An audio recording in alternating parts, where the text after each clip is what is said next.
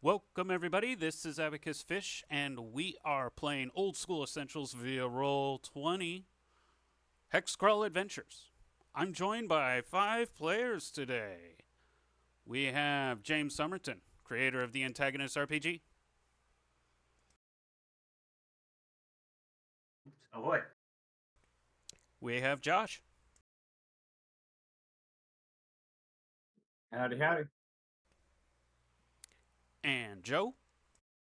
Heyo. And Seth. Hello. And Sophie. Hi there. So, what this is a Hexcrawl Adventure. Hexcrawl Adventure means that Hexcrawl being a format of role playing games where I don't have control over what the party does. So, I have these maps, I have these villager NPCs, I got these treasures, dungeons, monsters, all sorts of stuff, a world setting, you name it, I got it. But what I don't have is control over where the players go. That's up to the player characters. So with that said, let's meet some of these player characters. We'll start with James. Why don't you tell us about Guilford the Grand? Guilford the Grand is a tall, kind of stringily built, lanky man with stringy black hair. He's kind of got a heavy tan to him and looks to be well used to the outdoors. The one unusual aspect to him is that his hands are not particularly calloused. He wears pretty normal peasant garb, a tunic, trousers, whatnot, but he has seemed to heavily invest in jewelry and is wearing a wide array of gaudy jewelry all over himself, which is new. Uh, he likes to talk, and he loves to tell stories about his accomplishments. And that's Guilford the Great. All right, Josh, why don't you tell us about Mayrid Farron? Mayrid Farron is a rather young elf of around 280 years old. He has dark purple hair and violet eyes. He's rather small and slender as far as elves go, but he's bigger than an average human.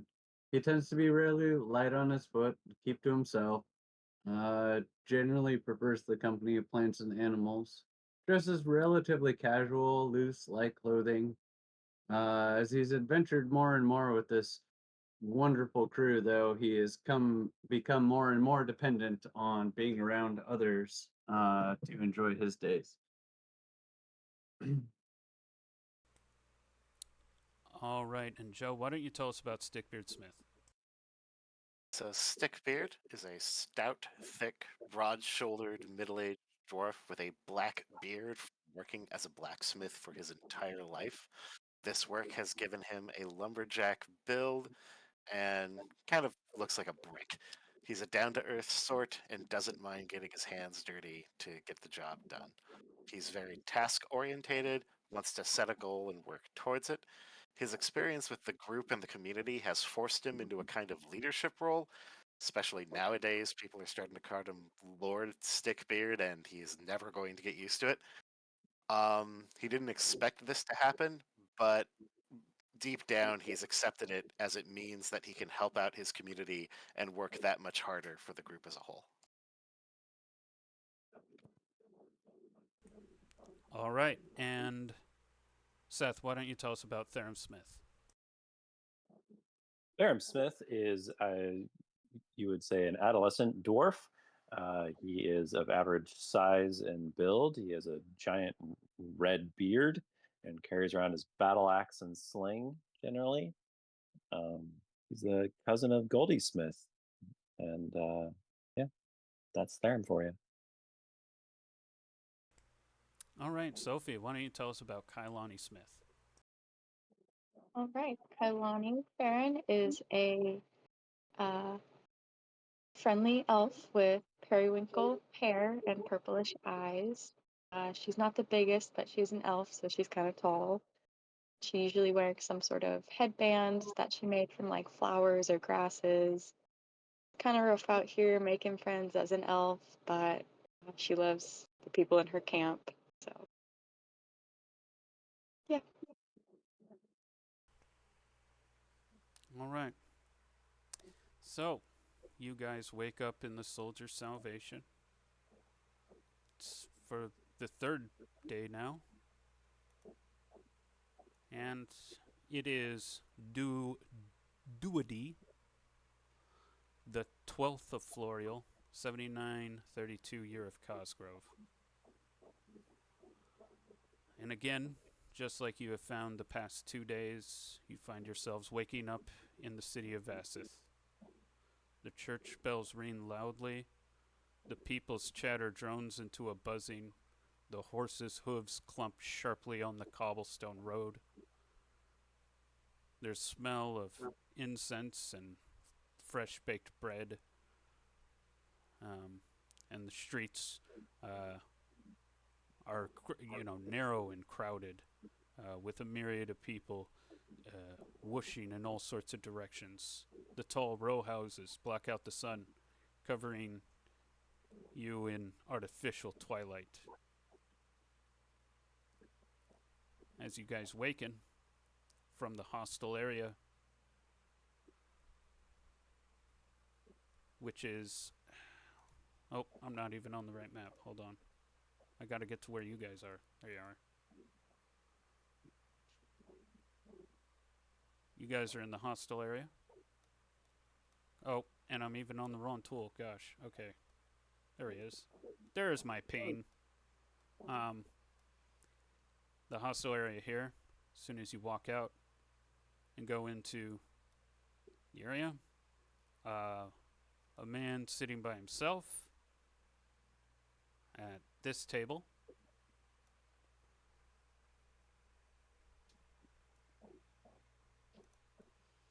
He is in a dark blue hooded cloak, wearing a silver necklace with a mason's sigil. And the other patrons of the Soldier's Salvation, they regard him cautiously as they try to go about their conversations over morning gruel. From what you can see, the guy appears tall and skinny, with a neatly trimmed gray goatee and crew cuts. And when he sees you guys walk into the dining area, he stands up. His posture like a soldier. His green eyes burn with a silent purpose as he looks right at you and says, "Her Excellency, Grand Mason Idemir, wishes audience with you at once."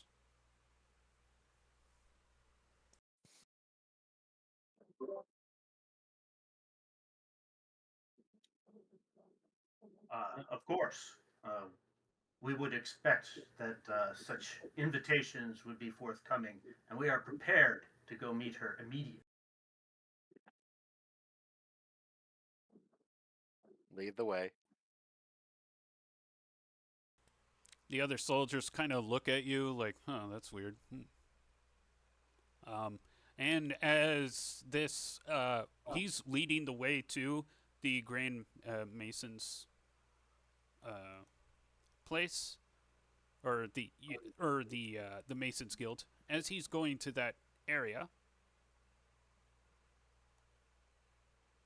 you notice that people on the streets regard him as well.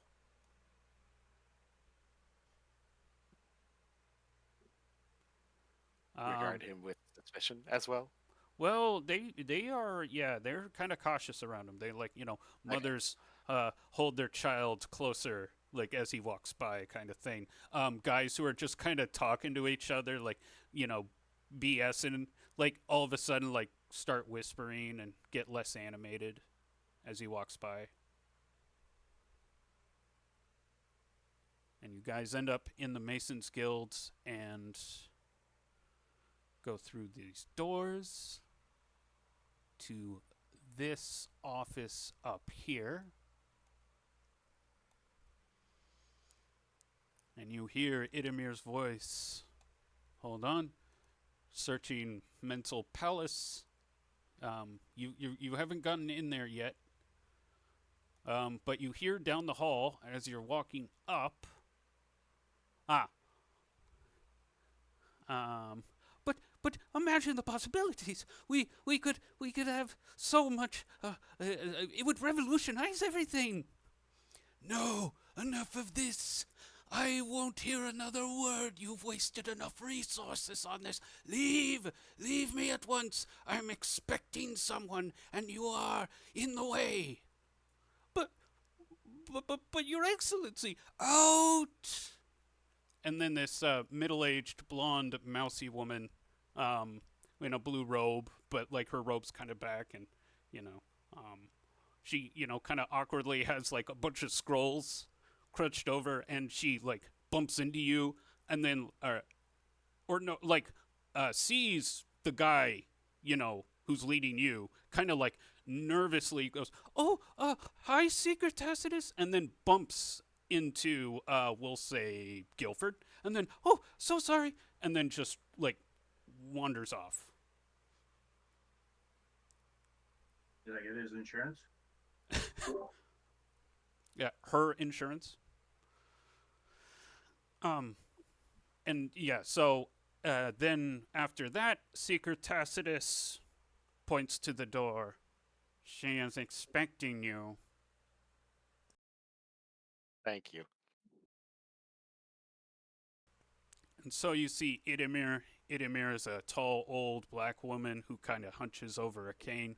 He's got silver curly hair, wears a dark blue robe, also a silver necklace with the Mason's sigil.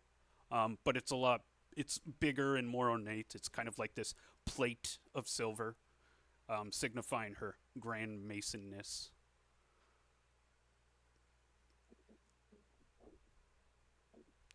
She stays seated and kind of looks across the table. You wanted to speak with us, milady? Your Excellency?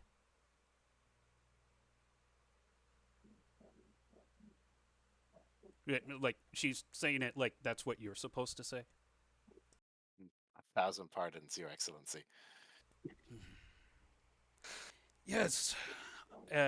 She so once you guys all walk in, she raises her hand, and the door closes, and then like 5 columns kind of push out from the floor across from her desk. What? Like columns for you guys to sit on. Oh, okay. So some stools. Yeah. That's interesting. I will take a seat without delay. This happens to me all the time. I have been watching you, and you have somehow got right into the criminal underside of Vassith. I am impressed with how quickly you worked. Did you learn anything from the Brightmore family? Is that where the necromancer hides? She kind of like she fidgets with her hands anxiously. Mm.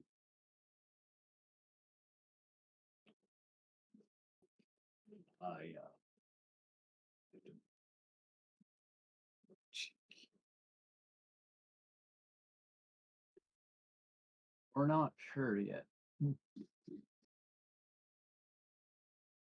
It certainly seems likely based on the massive amounts of evidence we've acquired, however, and we believe we will have figured it out in very little time to come.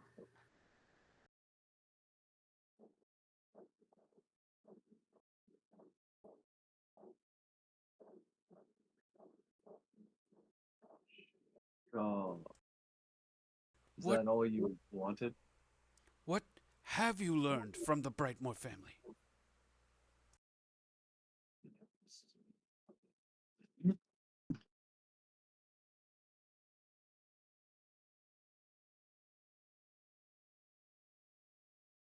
We've delved quite deeply into their secrets. I believe we've discovered their plans potentially, or at least plans within certain elements of the family, and we believe that if they are working with the necromancer, we have figured out why.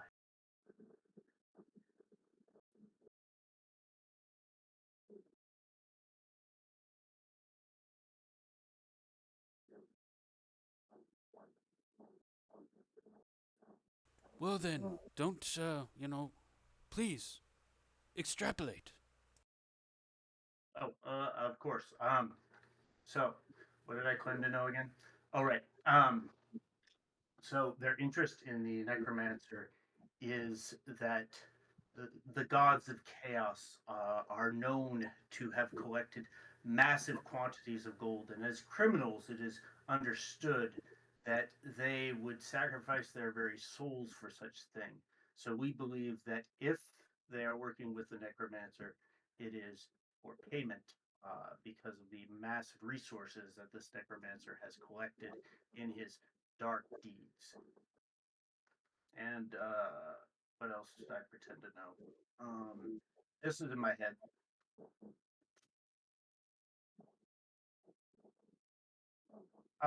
And as far as what they are planning next, we are just about to discover it any day now. Give me a charisma check. Hmm.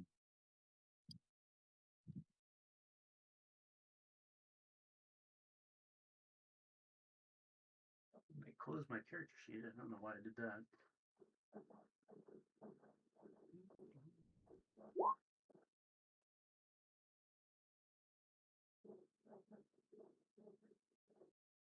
Nice.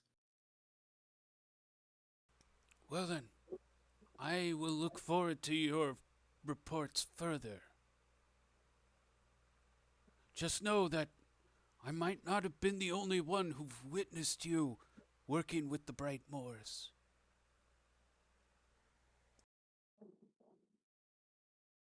Uh, Worry not. We will handle matters, I'm sure, as our lord is quite savvy in such things. Who are you concerned about witnessing us speaking with the Brightmoors?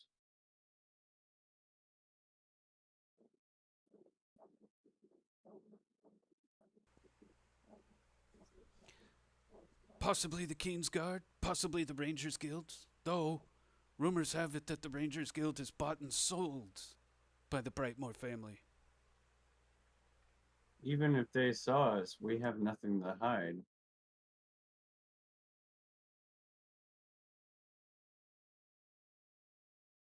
Well, other than tattling on them to this eminence, fine eminence before us.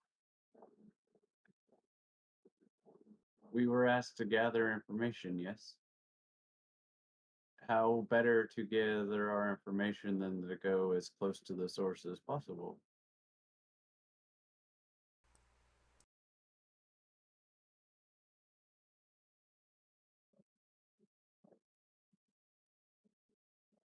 Indeed, but you understand how they might object if they are one of the subjects of the information gathering. Couldn't be too much of a problem. The truth is worth uncovering, regardless of who might have a problem with it.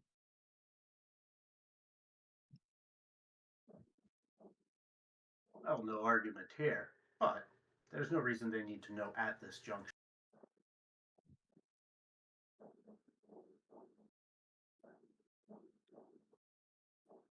We can continue on without much problem, I think.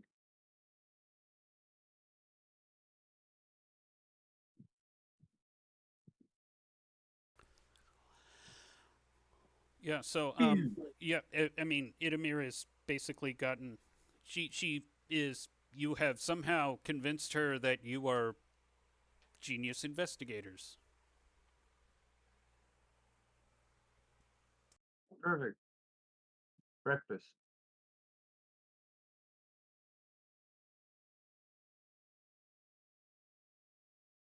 Breakfast?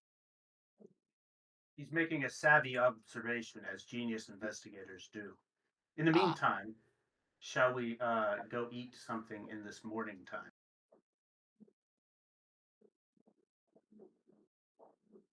Yes, let's. I'm hungry.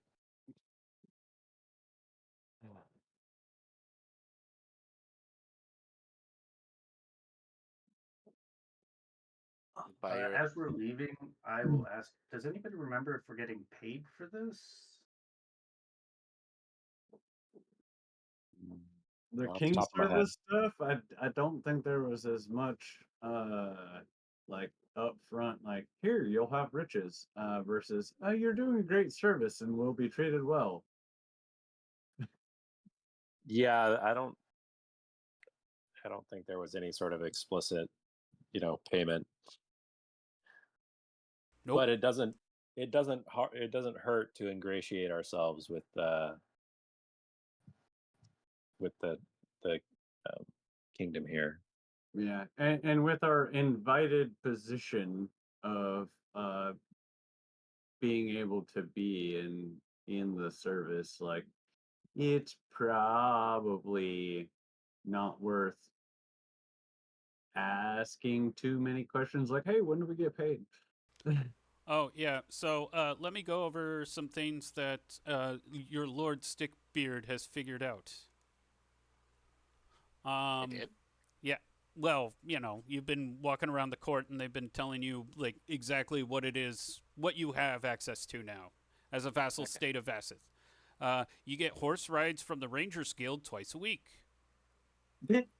These can be basically fast travel between here and the city. Um, not today, but basically every session from henceforth. And a week, mind you, is 10 days because we're using the French Republic calendar because I wanted something different. So, yeah, horse rides from the Rangers Guild twice a week, and that basically is fast travel between the city and Westmarch. That's it. They don't go anywhere else, just Westmarch and Vassith. And it can be round trip if you're just like, oh, I just want to go there to grab something and come back. That's fine. Jonathan Fairlight now also provides that service, and he can do it once a day, but he costs 10 gold to do it. But if you're moving around a lot with the Rangers Guild and you already used up your 2 free Rangers Guild for the week, Jonathan Fairlight can do it for 10 gold once a day. Sweet. You are now taxed 20 gold every month, and that will start in the next month. Right now you're in Florial. I forget what the next month is called, but after 30 days, this month will expire. I read that it was the 12th of Florial, so you have 18 days, and then that will Is be that your... as a group or individual? No, that's 20 gold total based off of your land value and GDP. What the king and his ministers have determined is fair for, because you guys don't have like anything. You have like, you're all a bunch of bums sitting on treasure. You don't have farmland, you don't have like, fishing docks or anything that's known as assets. So basically you're paying a very low rate of, and yes, you brought up a good point there. It will go up as you get more services. And speaking of which, the Masons Guild can now construct houses for you guys. But they require money. Look in the book for the building. As of now, you can spend 3,000 gold to renovate the ruins that you're squatting in. And for another 3,000, you can build yourself a 30-foot by 30-foot 2-story building. And those are your options. So you guys can discuss that as a party as you expand the West March. Well,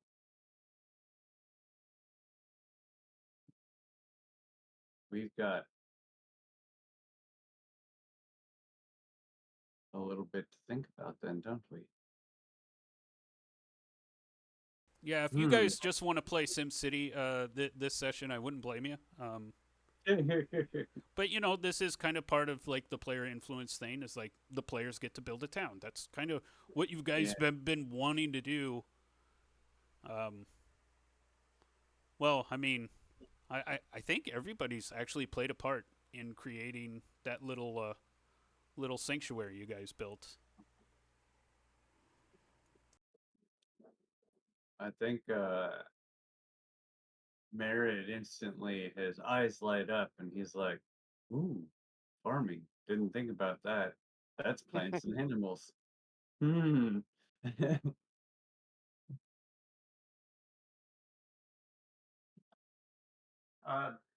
So it looks like we have in the realm of 9 to 10,000 gold. I seem to recall that buildings are more expensive than that.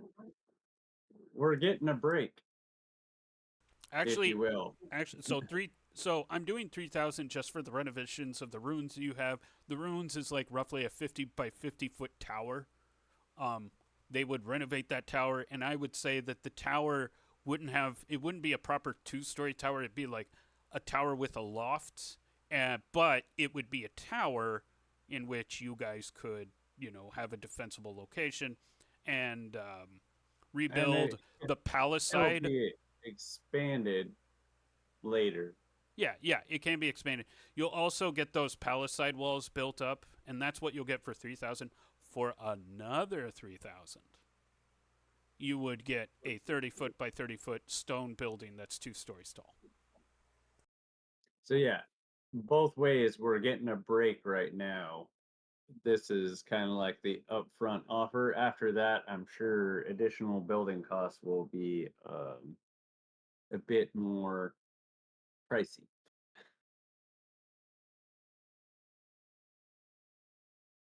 Well, that's a steal. Yeah, it's probably worth doing definitely at least the renovation, but doing both isn't horrible. That provides for expansion later and a greater base of operations for everybody. Versus all of us kind of camped around, a hole in the ground that goes down to a giant kraken.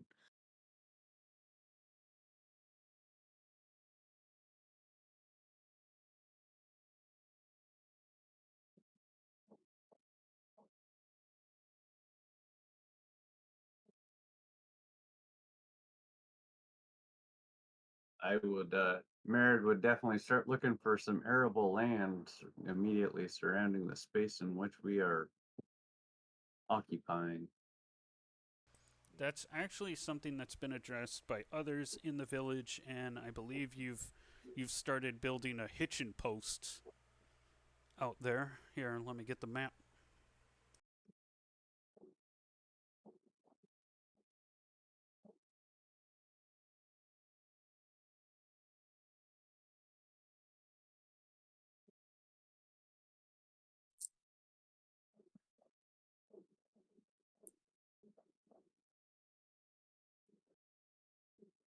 Wait, wrong map.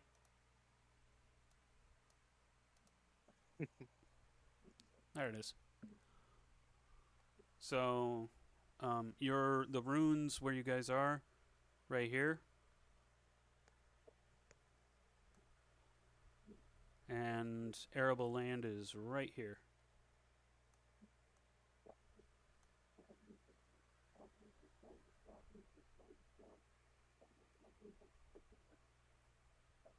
That looks perfect.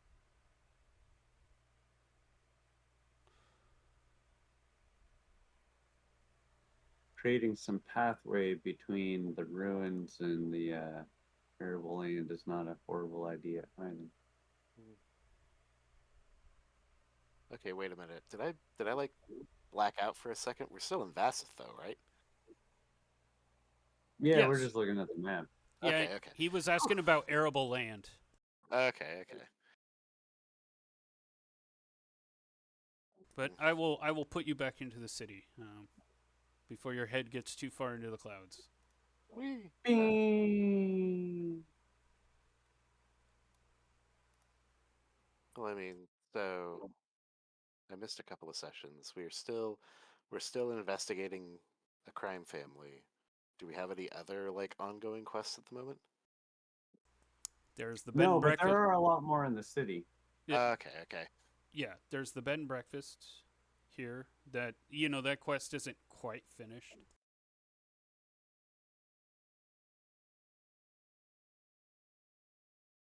Is that the one with the hatch to the underground? Yes, that is your access to the sewers without having to bribe the guards. Yeah. Merritt wasn't present for that one. He was listening to part of it though.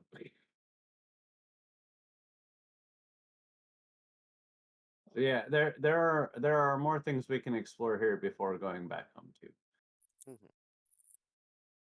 How do we feel about this crime family? I'll leave that to Sophie and Seth. The crime family is probably we probably shouldn't engage with them. That would Worked out be worked the out that people one we time. did that job with, right? Did the Yeah. trades, yeah, where you were like grandmaster negotiator, or one of two grandmaster negotiators. We were willing to entertain the one job that he had for us, but he made it clear that he is not to be trusted and cannot be he's not a good faith. Yeah, I still have a feeling we're gonna eventually run into them again, regardless. They can be managed, but we should not be in league with them. So vaguely negative. So if they Yeah. were implicated in necromancy, we wouldn't be too upset about it. Right. They've demonstrated themselves to not be. They tried to renege on their agreement with us, so they've proven themselves to be not trustworthy individuals.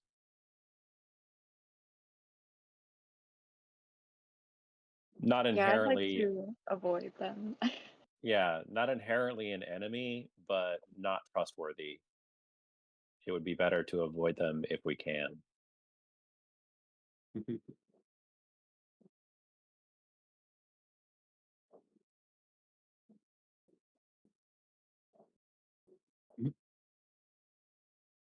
That being said, uh, how does anybody feel about shopping?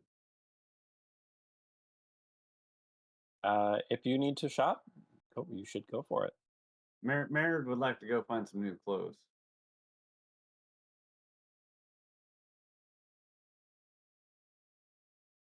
If anybody would like to go along. Oh, is there an armor vendor around here?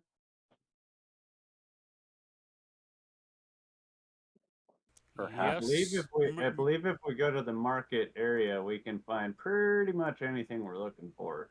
Yeah. Oh, yeah, guys, you also found that 1,300 of your gold, right? Whereas those 100 gold coin discs.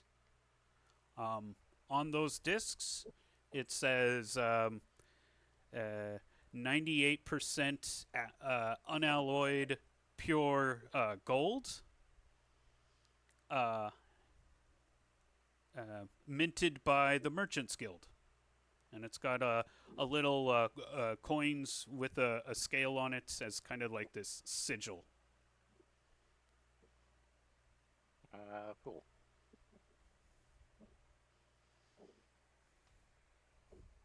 Just a heads up, I put the actual coins at the top of the total haul instead of the middle. So anyway.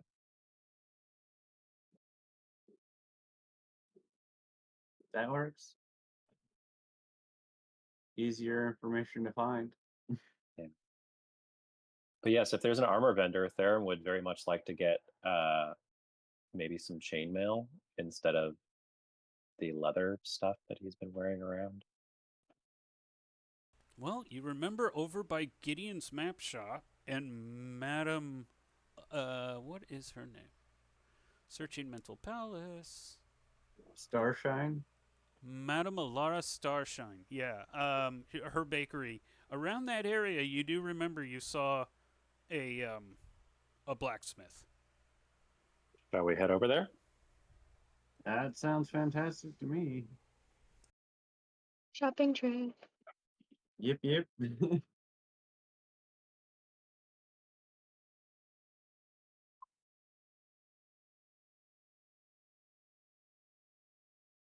Dun, dun, dun, dun, dun.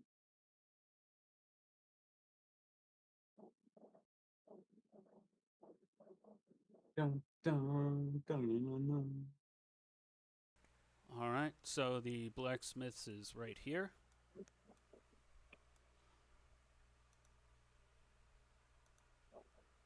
Cool. Is one of these a regular clothier? Oh, there is one around, but not in this side of the merchant's gate. It's kind of Oh, like okay. down the street on another side of the alley. Oh, okay. But there are a lot of shops around here. You guys are basically kind of, people are walking in and out. Yeah, you've been here before. People, oh yeah, it's the morning, so Well, the people, cartographer's right there, so. yeah, and it is the morning. So actually, Starshine's Bakery is pretty packed. Smelling good. So how about that bite and then over to the armor shop, and then maybe we can go find the clothier after that?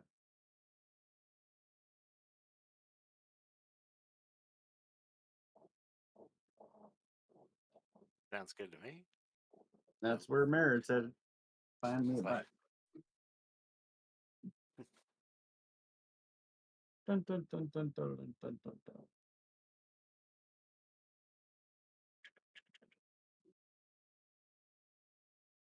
Going in. So You said there's lots of people in the bakery. yeah, there's a lot of people in the bakery. Yeah, it's in the morning. A lot of people are getting pastries and stuff. Sweet. So you're going into the bakery. I was just I am. Merritt is. okay. So Mary goes into the bakery. Yeah, we'll just go down the line. James, what are you doing? I mean will Guilford. follow- Guilford. I will follow him into the bakery, as I'm not gonna buy clothes when I have this fancy magical outfit that cleans itself or something. All right. And Stickbeard, what are you doing?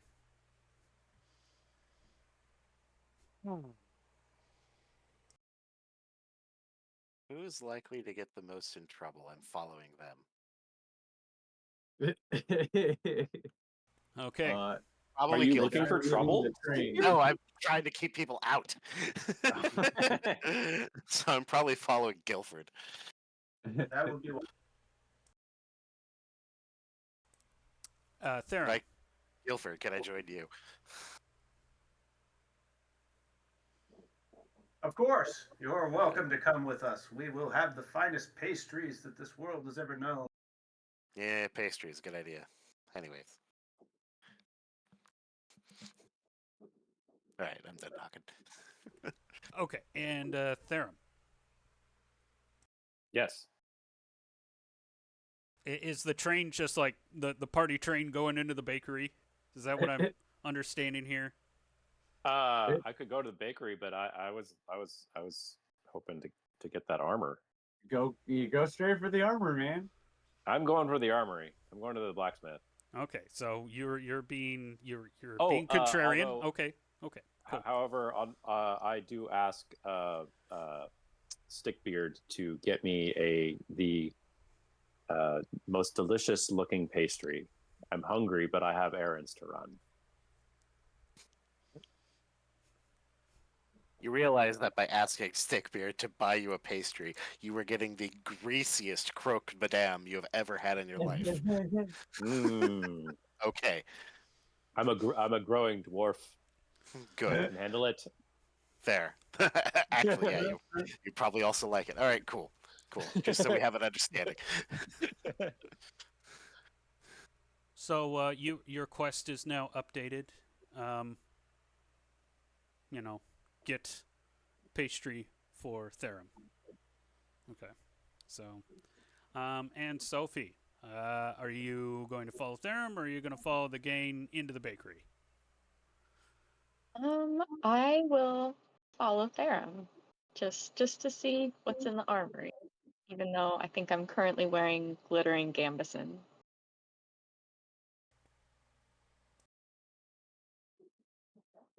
Mhm.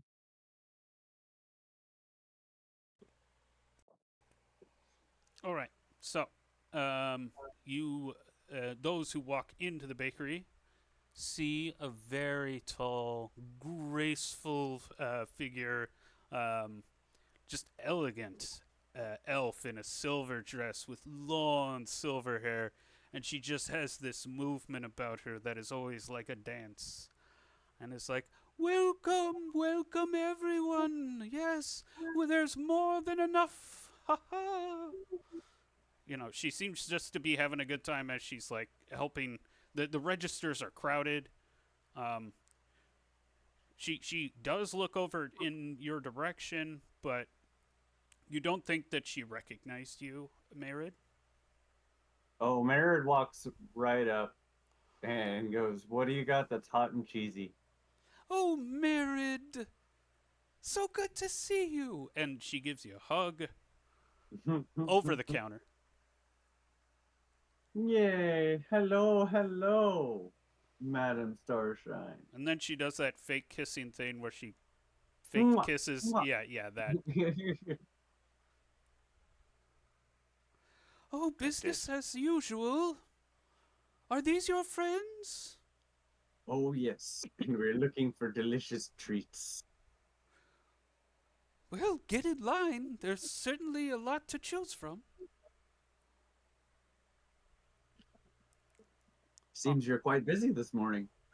Well, they know where to find the good stuff. And she gives you a wink. Ta-da!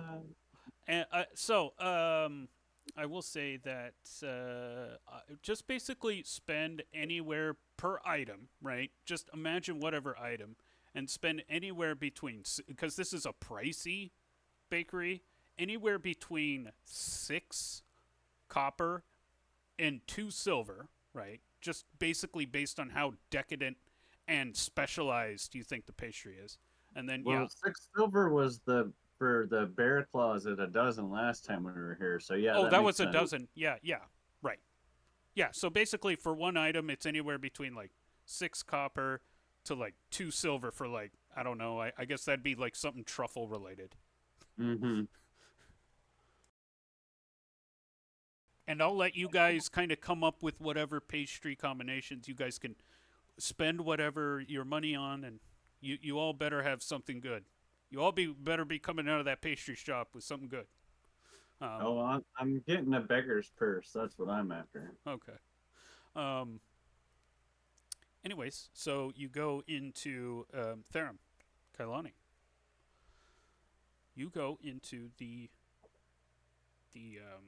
forge, and just working by himself, there is like a very neat order. There's like all these tools just lined up on the wall in very, very neat order. And you hear the clang. Well, I mean, you did hear the clang walking towards Merchant Square. You kind of heard that. But now you're like up close with the to where the clang is. And it is a dwarf. He's got uh, a goatee that's just kind of like just a little bushy, but mostly well trimmed. Actually, a pretty small beard considering dwarves. But yeah, he's got a goatee, red hair, and a mohawk, red hair. He's shirtless, but he's got an apron. He's this like for a dwarf, he's still short, but he's just like super stout, and he's got these dense arms and leather gloves. And he's just banging away. on a sword and dousing it.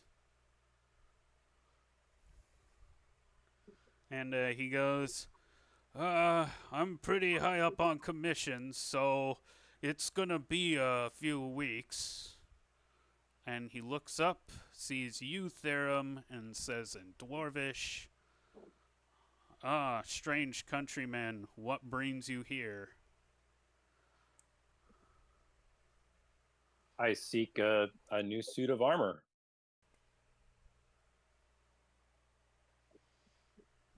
You will find no better craft store ship than here, good sir. Excellent. Do you have some chainmail I might purchase?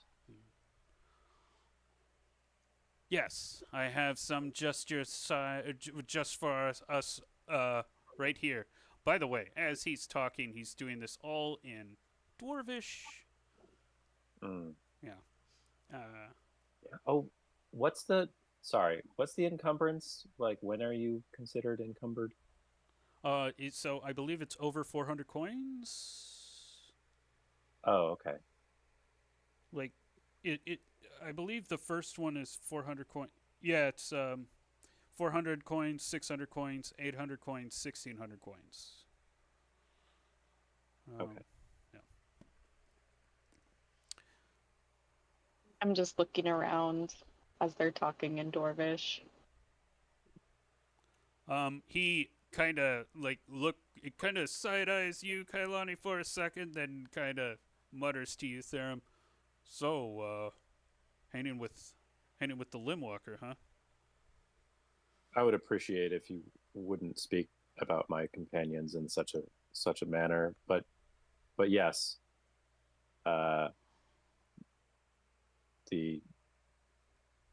we are here and making a good life for ourselves after our village was destroyed. Oh.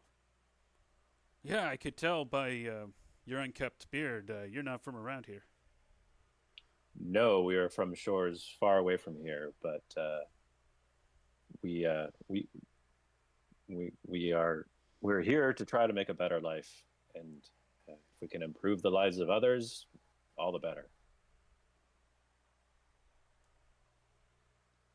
Oh, well, that great idealism there, guy. And he kind of gives you a kind of a pat on the shoulder. Let's get you that. For now, let's just get you that chainmail. Thank you. So yeah, I'm gonna purchase some chainmail because.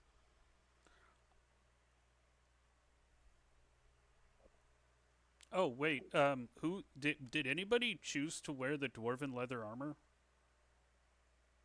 Or no? Or did anybody remember that you guys had dwarven leather armor? I think last time, I can't remember who it was, there was a halfling wearing it. Well, right, So- but we usually get that.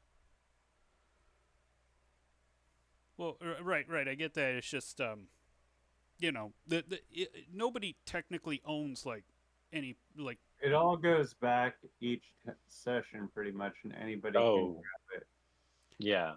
It's all right. I'll just get some chainmail. That way someone else can. Okay, I did want to inform you of that before you made that purchase, because Well, he did say he wanted to get out of leather. Oh, okay. Well, feel that chainmail goodness. So yes, there is a dwarf-sized hauberk.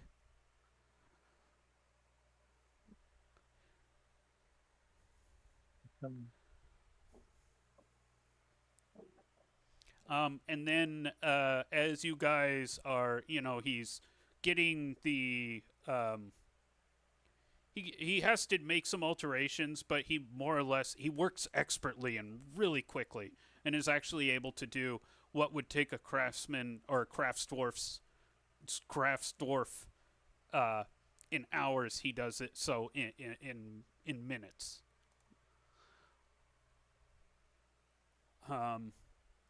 But then as he's working, he looks out the window, and that's when you see across the street over by the butcher's window, Rocco and Muggsy.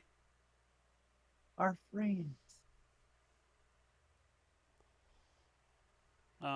And yeah, he looks over and he says, friends of yours?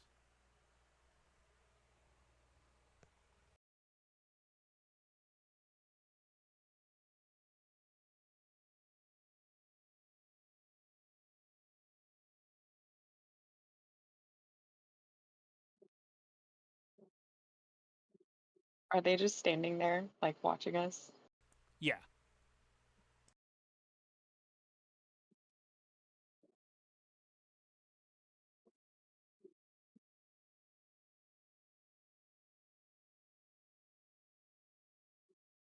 I don't want to talk to them alone. You're not alone. There's two of them. That's worse.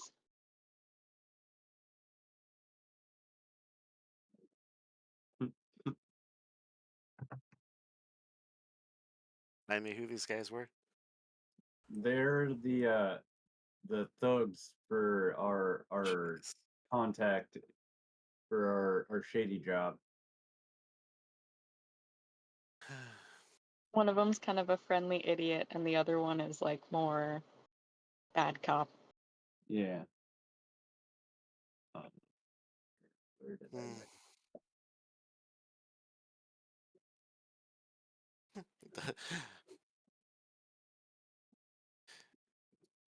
Well, do you want bat? So, Kailani, do you want to talk to them? I mean, The not butcher really, but if you feel like it needs to be dealt with, we could go do that. shop.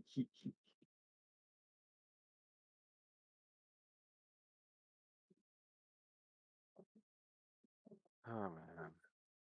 I guess at this point she would probably just like make eye contact and like wave in a friendly manner. Rocco waves back, and then Muggsy like slaps his hand. Oh yeah, by the way, to describe these two, so Rocco is a very tall, very broad, just muscle fatty of a guy, like big arms, but also very like big barrel torso. Um, Bald, wears a sleeveless tunic and trousers with boots. And then Muggsy is a short guy with dark hair and a horseshoe. He's got a mustache. Yeah, shorter than average and slight of build. And he wears a slightly fancier tunic with like a puffy collar, trousers, and boots.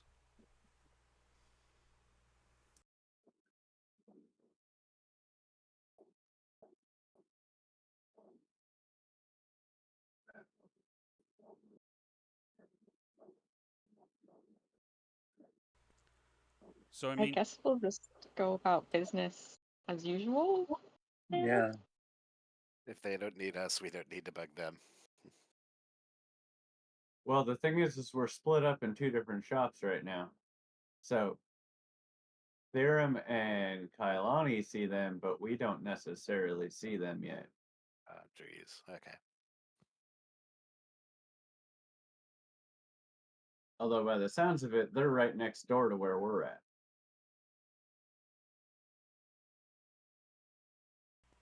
yeah, they're just kind of pretending to look through the window at the butcher shop, but not really doing anything more. Obviously, So we're closer at the bakery, but we don't have a direct line of sight at the moment. If we come out the door, on the other hand, they're going to be right in front of us.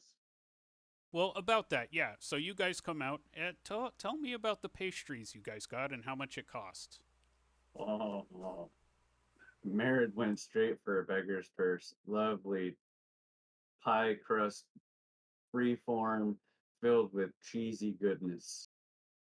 Probably cost about 2 silver and 2 copper altogether for just that one. All right. Guilford is carrying the cheapest thing they had, probably like some sort of biscuit, which he decoratively put on condiments like butter and jam and whatnot, all the free stuff he could find until it looked fancy. Love it. And Stickbeard, what did you get for Therum?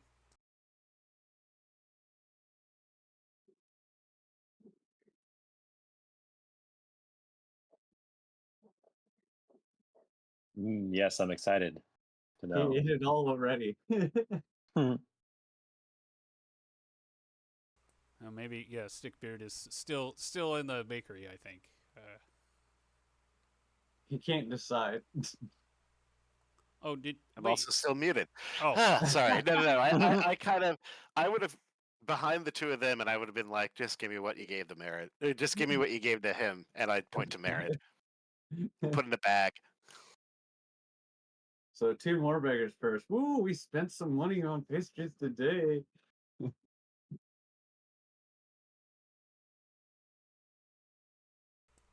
okay. Married, you walk out and immediately see Rocco and Muggsy standing there. They kind of turn around. They see you, but then kind of pretend not to notice you. Merritt will casually walk up as he's taking bites of his beggar's purse. And since they turned away, he's just gonna walk right up and kind of look over their shoulder and be like, "What's up, guys?" Hey, dudes. Oh, not much. We just did the area shopping, is all, says Rocco. Yeah, that's it. Just shopping. You looking for a particular cut of meat? Yeah, they all look so good. You know, it kind of helps to shop if you go in the store. Nom nom nom nom on the beggar's purse. Gee, didn't think about that. You're right. Yeah, we should do that. Come on, Rocco. And they go into the store and, they side eye you while they're in the store. In the butcher. Yeah. But Guilford will stare in the window at them. they're side eyeing back. They're like waiting for their moment for you to leave.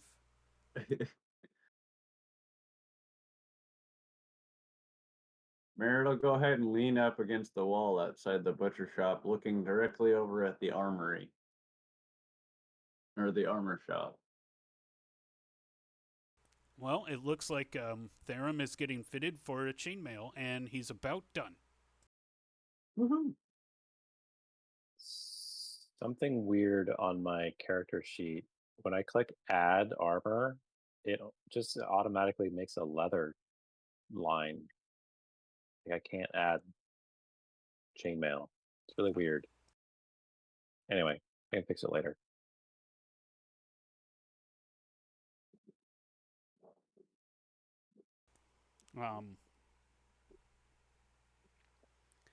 So, Therum, Kailani, you see Merid come up and kind of confront Rocco and Muggsy, and they escape into the butcher shop. I would go over and join Merid and see what's up. Oh, just eating this delicious pastry. Would you like a bite? Oh, I would love a bite. Thank you. Here you go. Have some. Yeah, I ran into those two guys when we came out of the store, and they were talking about what the meats that were in here, and I'm like, it helps to go into the store if you want to buy some, and then they just kind of left. Yeah, they spent a good minute just standing there watching us for a while. Oh, you saw them from over there? Yeah. Hmm.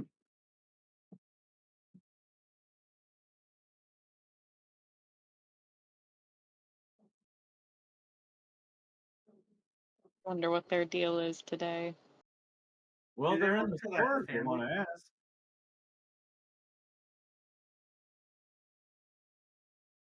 Should I go ask? Sure.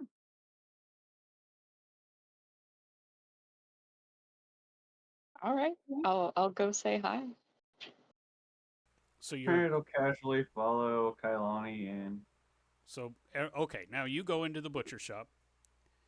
So, the butcher, um, who's British, isn't he? No, wait, wrong butcher. No, sorry. The boys had their season finale. The boys is over now. Anyways, Mm. haha, topical humor. Um,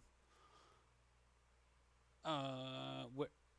Searching Mental Palace. Where is she? Esma. Esma, yes, Esma the butcher, yes, and Esma.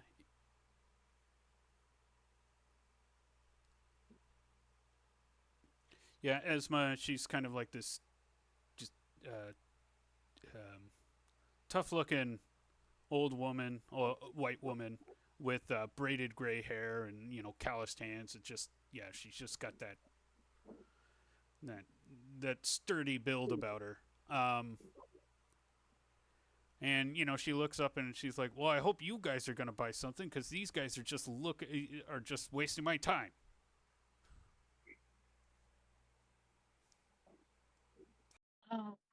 Oh, Wow. That's well. I mean, you have fine jerky here, if I remember right. yeah, I was just stopping by to get some more. And funny to see you guys here. What are you guys getting today? We're getting the jerky too. And she, the butcher she kind of puts her hands on her hips, like, really? She just starts like getting jerky ready for you guys. Oh, it's good stuff. You guys are gonna like it. Um, and so there's this awkward moment where they're eating jerky, and Rocco's like, "Hey, that's pretty good."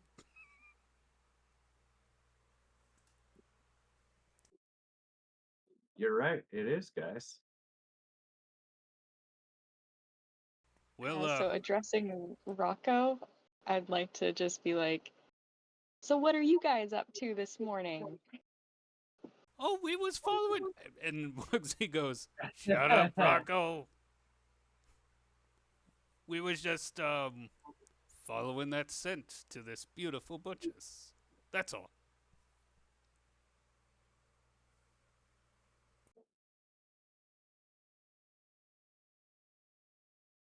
Okay, well, good to see you guys, and have a good one.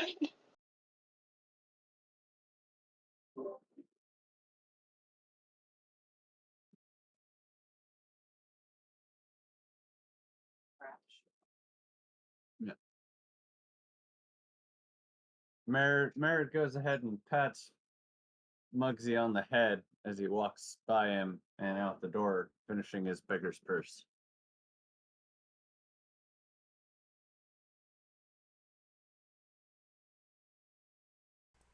Okay. Yeah. So you all kind of leave the butcher. Rocky and Muggsy, Rocco and Muggsy kind of, stall a little bit.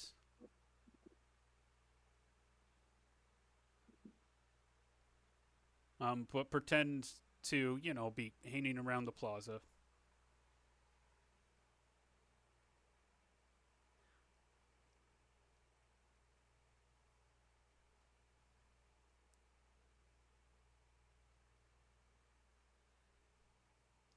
And all of you guys are back in the plaza. Other plot point. Wait, we got to wrap this plot point up. So, Therum, now you have your chainmail and your pastry. Yes. Life is good, right? Oh yeah. You do, guys, the rest of you now, James, Stickbeard, Therum, you do see Rocco and Muggsy. They have been made to you. Made, as in we see them. Well, you know, you saw Merid talking to him, you saw Kailani talking to him. They all kind of walked out of the butcher shop awkwardly. Yeah. Yeah, it was a whole ass pile of awkward. All right. Wait. Well, obviously, I'm going to follow them as quietly as I can. Oh, okay, yeah. Roll hide in shadows.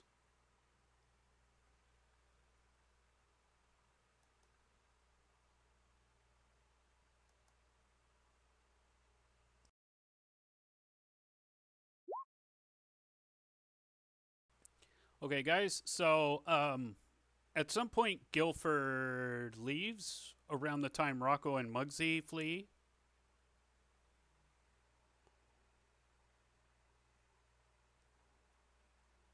And I'll just kind of, yeah. So, right now in the plaza, as kind of like things settle down and stuff disperses, Mayrid, Kailani, Therum, and Stickbeard are in the plaza.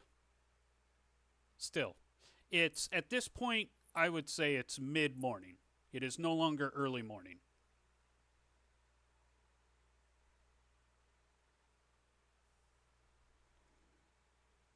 Hmm.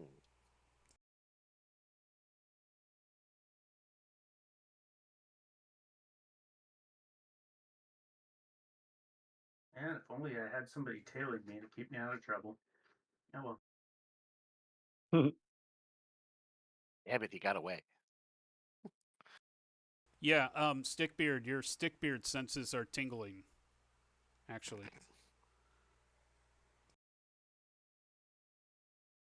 because you know, like you're admiring the Kraftsdorf ship of Therum's new chainmail suit, and you know, Yeah. Oh, and yeah. Therum's being in Therum, you're probably like really enjoying that pastry.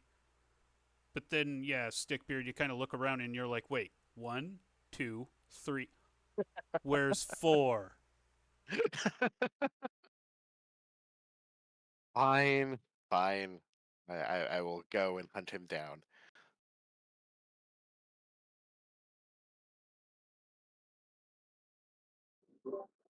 Merritt will cheerily follow Stickbeard.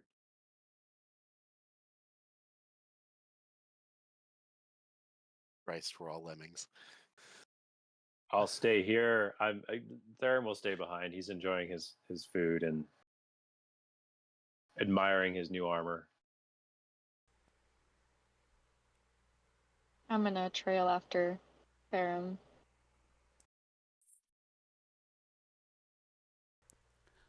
So, Guilford, Rocco and Muggsy take you out, almost out of the city, towards. They go basically from Merchant's Gate here, goes through, kind of skirts the church ward. There are checkpoints at the borders of the, but they skirt to go towards the south gate. However, when you get about here,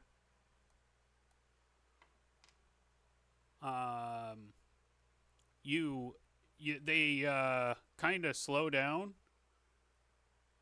They stop. They turn around and roll me a hear noise check. Oh boy. Okay. Oh. What out of all the maps to not have? God.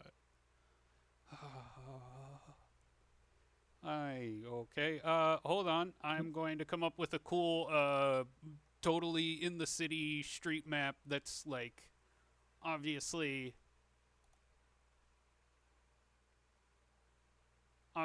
not in the nature and Just draw it freehand on that. yeah. Okay.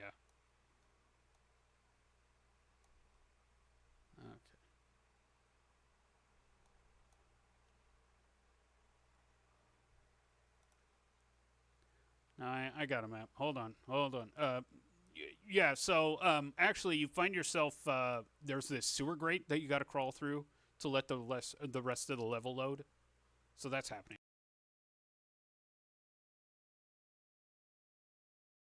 These guys have clearly developed a much more interesting route to their hideout.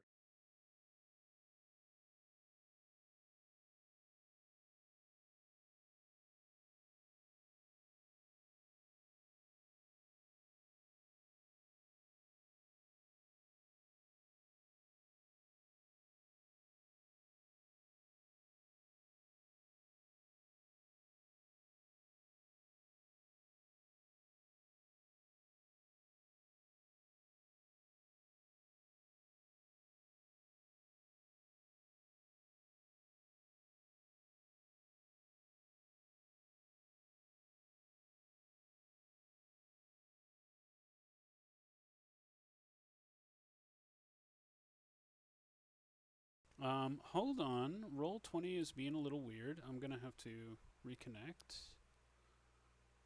Oh boy. Damn, man, this sewer grate puzzle is fucking gnarly. For sure. How many boxes do we have to move in a sewer grate?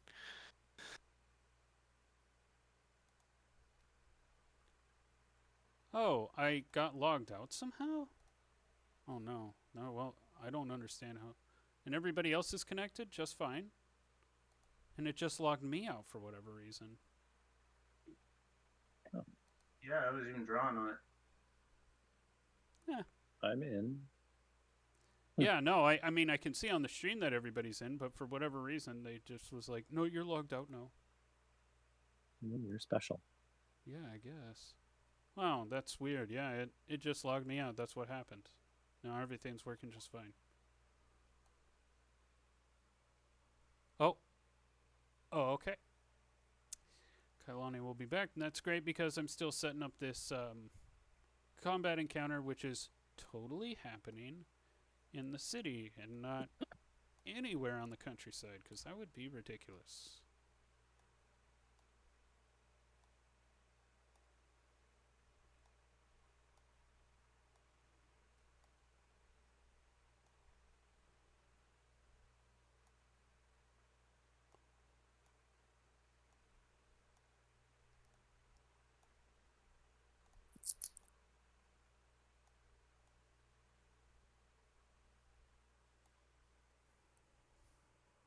And Therum, you specifically said that you stayed behind. Correct? Yes, I'll wait for them to get back. Yes. Okay. I'm admiring my armor and eating my food.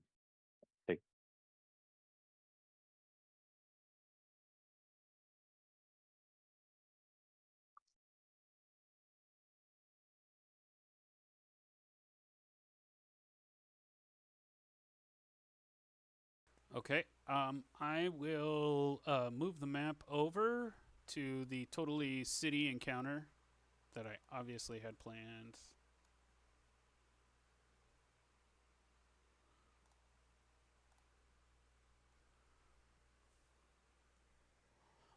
But yes, what the rest of you see, I'll just kind of put you actually a little bit further away to kind of see as you scope out. Oh wait, let's wait. Oh, okay, Kailani's back. Great. Okay, so you guys kind of follow Guilford along the same kind of bordering the checkpoints until you get around towards the back wall. And once that happens, you kind of like turn one of the corners and see Guilford walking by, but walking from a blind. They kind of came out of hiding from here a little bit, and they just kind of come crawling out of the woodwork, and they're now going right behind Guilford. And then Rocco and Muggsy, yeah, they're walking like normal, but then they stop and they turn around and they look right at you, Guilford. I'm so glad I finally caught up to you. I've been chasing you for miles. Uh, I had something important to talk to you about apart from the others. Do I know the others are behind me? Yeah, when they move up, so when they go from the side to and they kind of like hook in, that's when you kind of hear their footsteps and you kind of see them closing in behind you.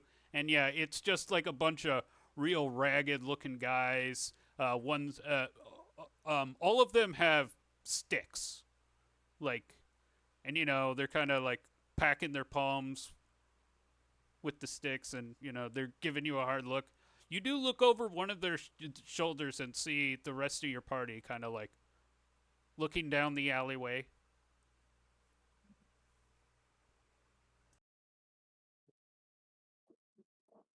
Do those guys see the three of us back here as well? Not at this point. No, no. They all seem pretty focused on Guilford. Okay.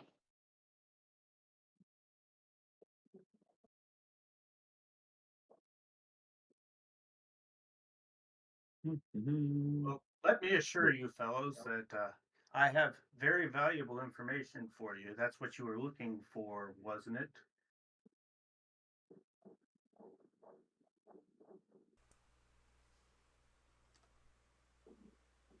What kind of information?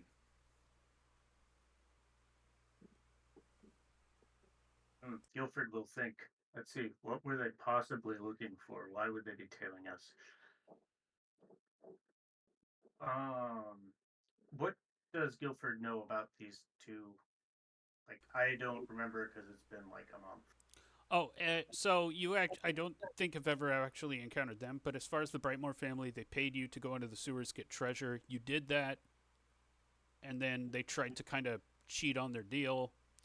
The last time they were chasing you, they were following you. That's why, like, you knew these two, or why your crew ran into them in the first place, was they were pressuring you to do the job.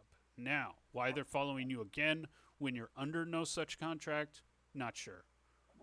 But last time they were a little more forthcoming as to why they were following you. This time they really weren't saying why they were following you. You want the things that were secretly stashed away, the things that weren't turned over to the Brightmoors, don't you?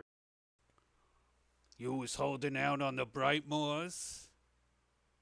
They were being held out. I wasn't there, but I can tell you where the devious individuals involved hid the Brightmoors' share of the treasure.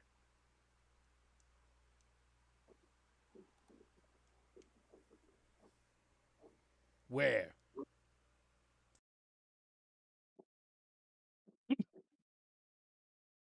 Uh, I would be happy to show it to you. Uh, I'm a little concerned that if I just give you the location, you'll go there without informing the Brightmoors of my favor and look.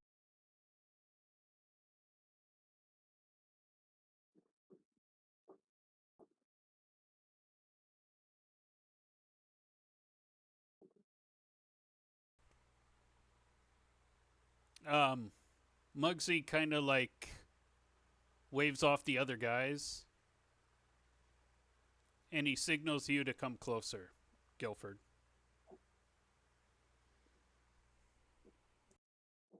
Does he have a hand on his weapon or anything?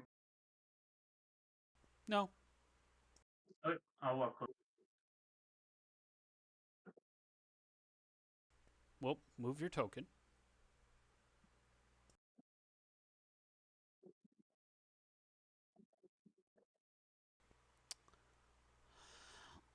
He says very, very quietly, okay, everybody else can roll hear a noise check. What are they whispering?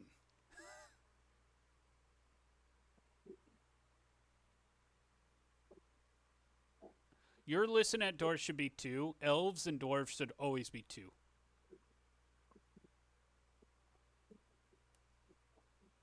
For the threshold modifier, or Nope. oh, okay. Just listen at door. Boom.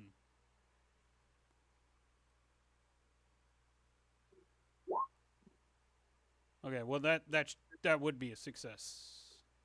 Um, oh, wait, Stickbeard, you already rolled. You don't need to roll again. Okay, so yeah, you guys can actually hear what they're whispering.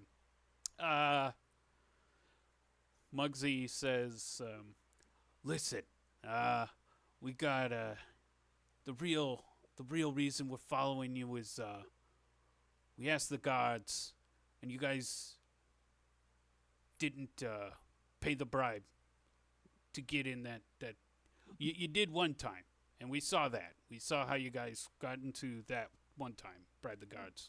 But the second time we didn't see, and you didn't have to bribe the guards because we asked, and nobody at the Rangers Guild got bribed by you guys. So how'd you get into the sewers? Because if you guys have a way in, we that's outside of the Ranger Guild's purview. That would be very interesting to us." Of course. So out of character, what is Mike's wizard's name? Zonrot. Of course. You might be aware that Therum employs a very powerful wizard named Zonrot. It's said he's managed to single-handedly fell a dozen goblins with his magic. You've heard. No. Well, it's said that he can raise mountains from the earth, that he can create canyons with a wave of his hand, and he can get you into the sewers with his magic.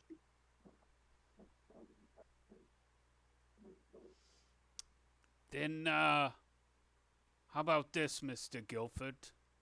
We'll give you, by sunrise tomorrow, to present us this Zonrot. Otherwise, our invitation will have to be a bit more persuasive. Understandable. Where should I present Zonrot to? Have him come by the Heavy Bender.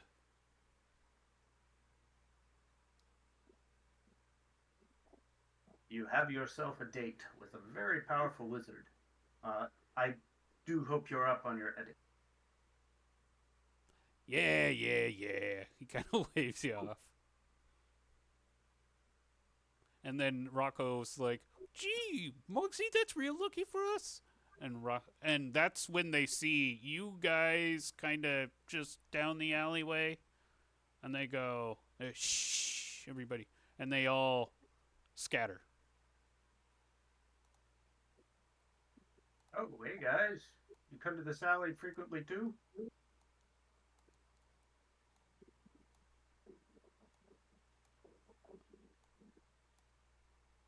Yes, clearly. Yeah, they walk off screen, effectively. Like, they're there, but they're not there. So we need to pretend Zonrot is dead. He gets a new name and is basically in witness protection.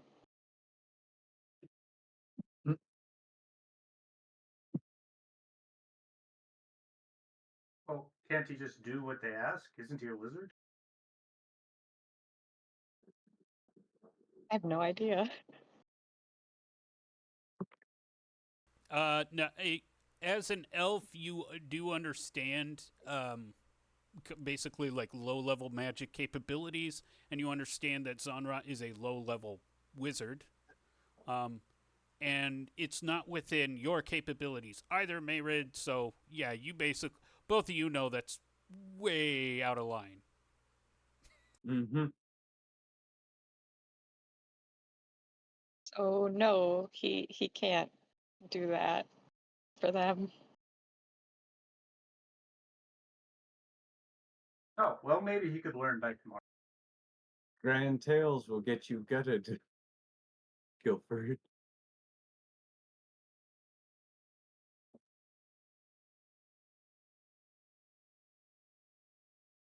How Oh, relax. We'll figure it out by tomorrow, I'm certain. Um, in the I meantime, do mean, you have any idea why they want to get into this?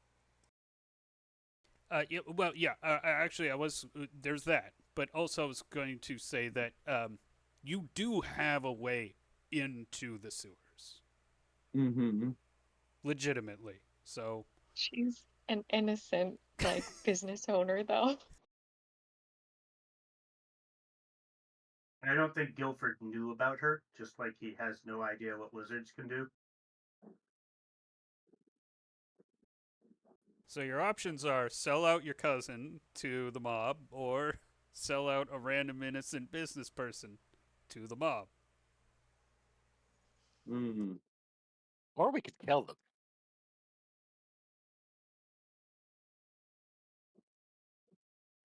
Or we could what?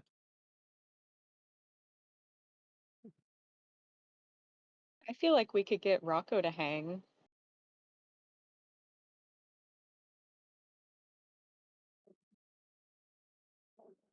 Hmm.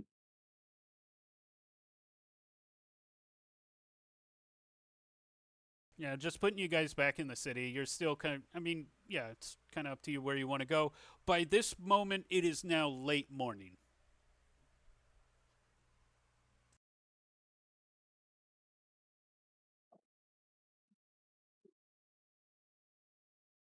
Dun dun dun dun dun.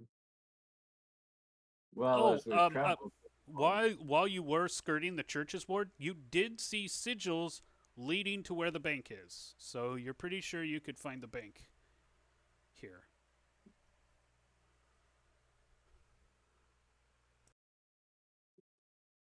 the bank. Bank of Did the we want to Merchants. deposit? Yeah, Bank of the Merchants Guild. Hmm. You guys have those gold discs that the Brightmore family paid you. That's Yeah. where they were minted. Yes. Yes. Um. You said the basic clothier was down the street. Still want to stop by that, looking for some new digs. Okay, so yeah, you guys then track back up north towards the merchant gate. It is lunch hour, and the tailor shop is closed Of course it is. for lunch hour. Of course it is.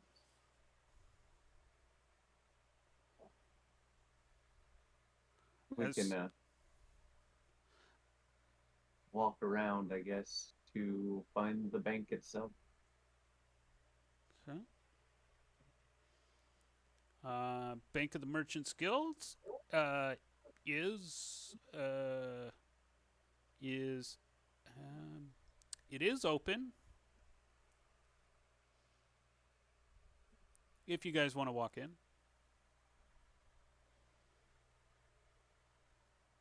What's going on outside of the bank? Oh, people are just kind of walking by, stuff like that. People walk into the bank, or and people walk out. Um, um, it, you know, you're kind of in the similar plaza area to that the Merchant Square, by Merchant's Gate was. There's over 2,000 people in the city of Vassith. So yes, this is a very crowded place. Is there anything you're like? Are you like looking for someone with like a sack of gold walking into the bank or something? Or How well dressed are most of the people here? oh well, so this part is so where the bank is on the north side of the Merchant's Gate, kind of where the park is. Um, and so yeah, it's a bougie place.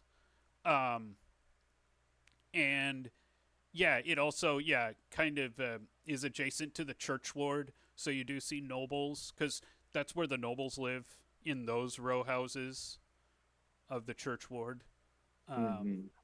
surrounding the castle. So yeah, and also like Merchant's Gate, right, is in between the two north gates, which are the busiest gates in Vassith. So this place is fairly crowded, fairly noisy. Um, but it doesn't smell like the back wall, so there's that.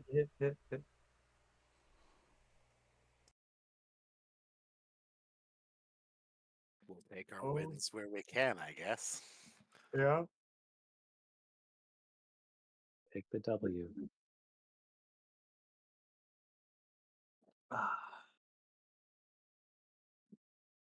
You guys want to get this money changed out?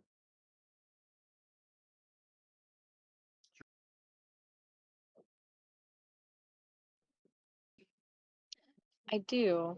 I'm a little bit afraid that it's somehow going to be traced back to Oh, for less certain. than. Yeah. For certain. But unless we expand upon that potential, it's just gonna sit there.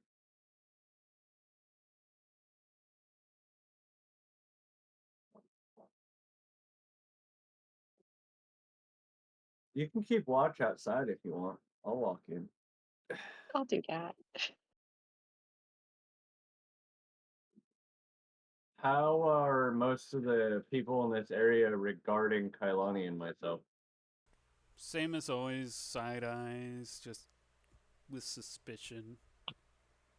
Perfect. I will keep my cheery disposition and keep moving. So you're going into the bank? Sure. With just one of the coins in my pocket. You're talking about the big disc, right? Yeah. Okay. So you got one of them. And you walk in through the front door of the bank.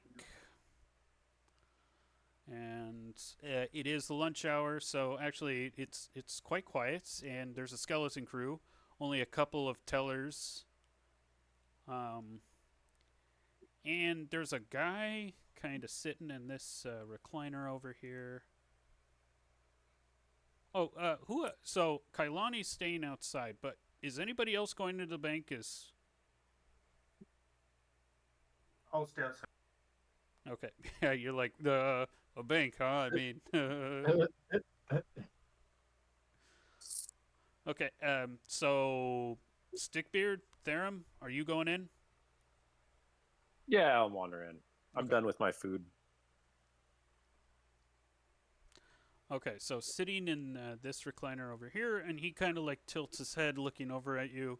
He's eating some grapes off of a vine. He's got this big, fancy gown.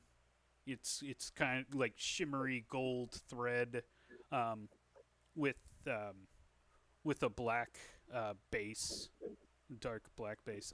He is somewhere in his mid 50s, blonde, but also with some gray in his hair.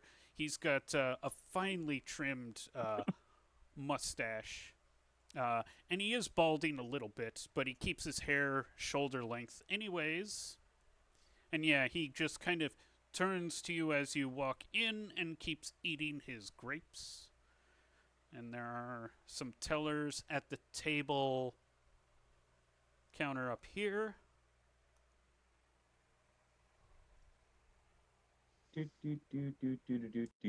Mary just keeps walking right on up to that counter pretty cheerily. And so a faceless, genderless NPC, the teller, they look up at you with their ambiguous expression, and say, "Oh, making a deposit or a withdrawal today." And then he kind of like fully regards you, and it's like, "Oh, um, uh, you're not going to rob us, right?"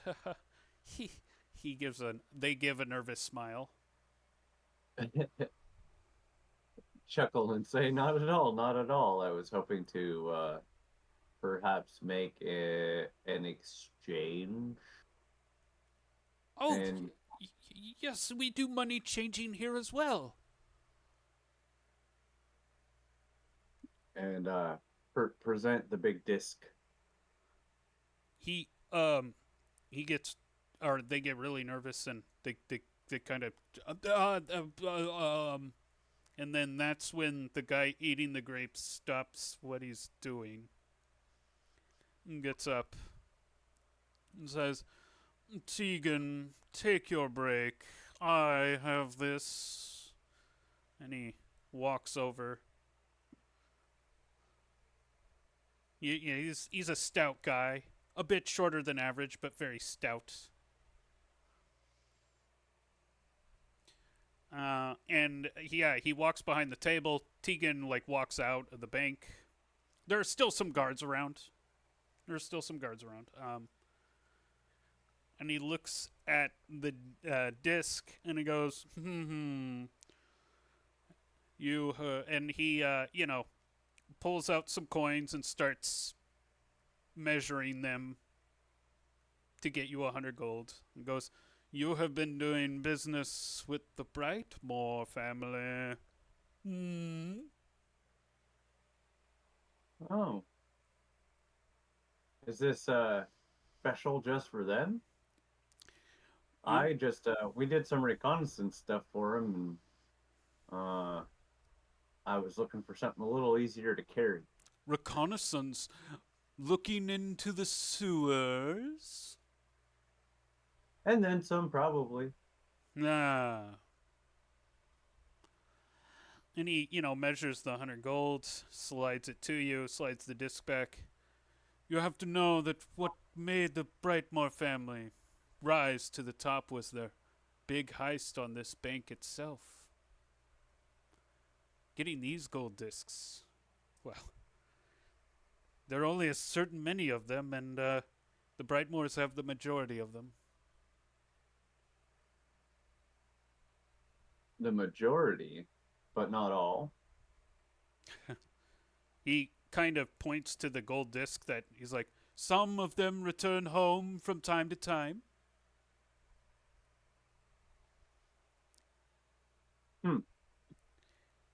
I'm willing to give you the benefit of the doubt, Limwalker, that you probably didn't know any better. But you shouldn't associate yourself with such riffraff. They're kind of in your face, though. It's a little hard to get away from them. If you think you can just walk away from the Brightmore family, you have another thing coming. Oh, and I didn't if say you that. think, and if you think you can get the Rangers Guild to help you, well, good luck. They're as deep in bed with them, vile and corrupt. There's no law in this town. Yet here Perhaps you that needs are. to change.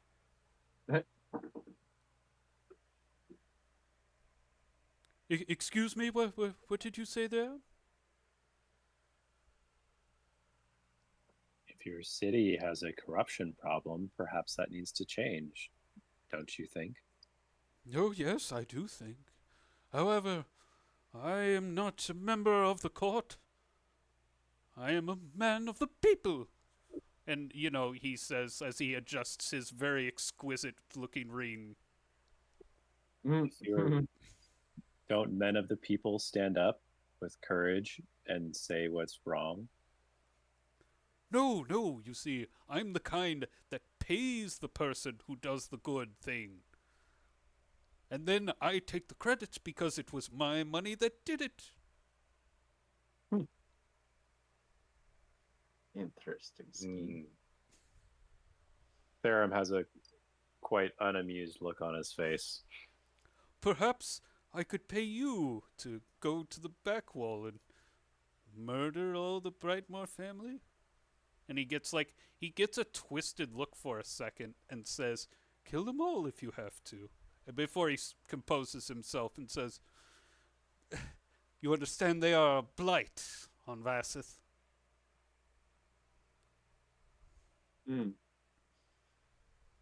How many times have you made this offer? Oh,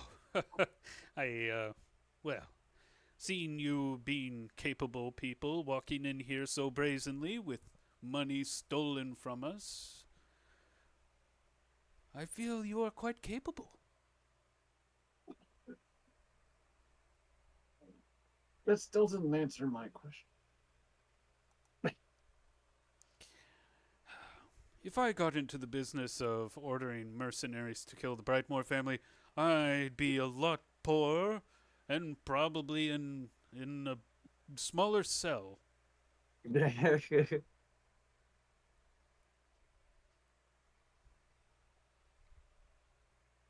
Well,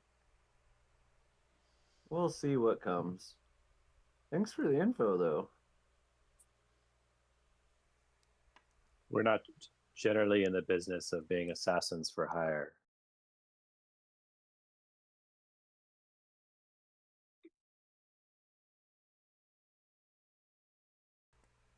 Mer- Okay.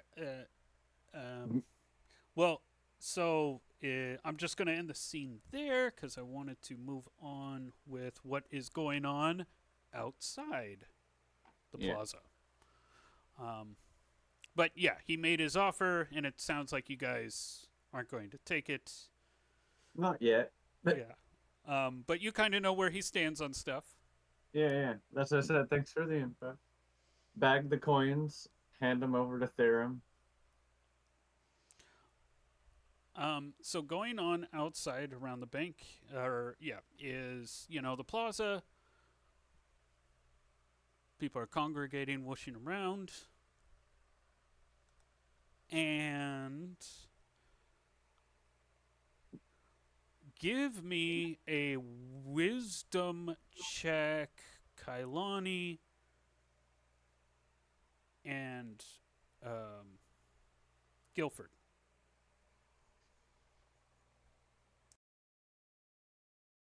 Threshold 0. Yeah.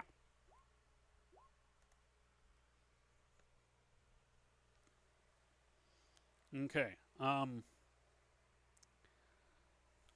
guy walks by you, doesn't make eye contact with you, however, kind of like side eyes you.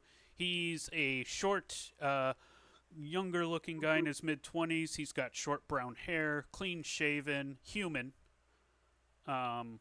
He wears a ratty tunic and ratty trousers. Anyways, he's trying to look inconspicuous as he kind of walks obliquely towards you and then does a pickpocket thing. But you both catch him in the act. He kind of tries to brush past both of you, and you feel like your coin purse is being grabbed at. And yeah, you both kind of clasp either of his hands, and he kind of looks nervously between both of you and goes, "Ha ha ha! It's just a funny he's joke." Well, he's distracted making his excuses. I will pick his pocket. Okay, roll pickpocket.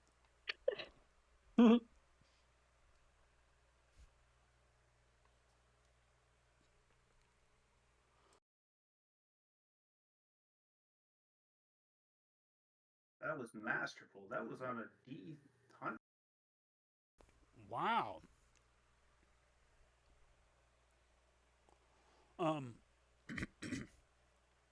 You steal a handful of copper, like 7 pieces of copper.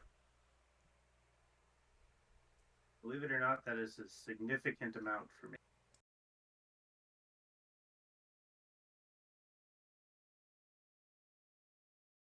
So yeah, you guys still he's still there, awkwardly caught with his hand in the cookie jar. Oh ho, you clever scamp.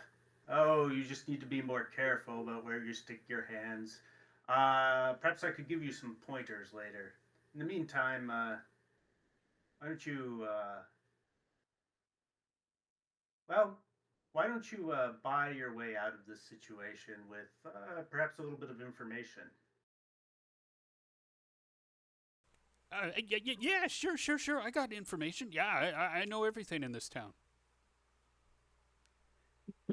He kind of at this point, he's kind of he's looking at your mace, Kailani, kind of realizing that you guys just aren't villagers. He's also now kind of realizing you're an elf. So yeah, his heart rate's increasing a little bit. I want to look friendly and smiling at him. Hopefully that will be more unsettling. It is a little bit. Uh, yeah, yeah. It's like, yeah. Just, I can, I know a lot. I go all over the place, man. I've been in this city my whole life. What do you know about the guys that knocked over this bank here? What, the Brightmore family? Yeah, that was Wait, hold on. That's Guilford. How do you know that? no. I couldn't remember their names. All I could remember was that they knocked over the bank. Yeah, you know the Brightmore family, but them knocking over the bank is that the merchant guy just expressed that to in the Right. bank. So And either he heard it or I just said Brightmore. I honestly, like, oh, James okay. couldn't remember their name. Oh, okay, Brightmore. Okay. Yeah, well yeah, what do you want to know about the Brightmore? Wait, you guys aren't with the Brightmore because I got the money. Trust me. Come on. I'm good for it. I'm good for it. Of course, we're with the Brightmores. I mean, we've been hired by them for some while. We have been working with them on their sewer escapade. So you do have the money, you said. Can I? Oh, well, yeah, you're just going to have to wait another day, and I can get that for you. Please don't break my legs.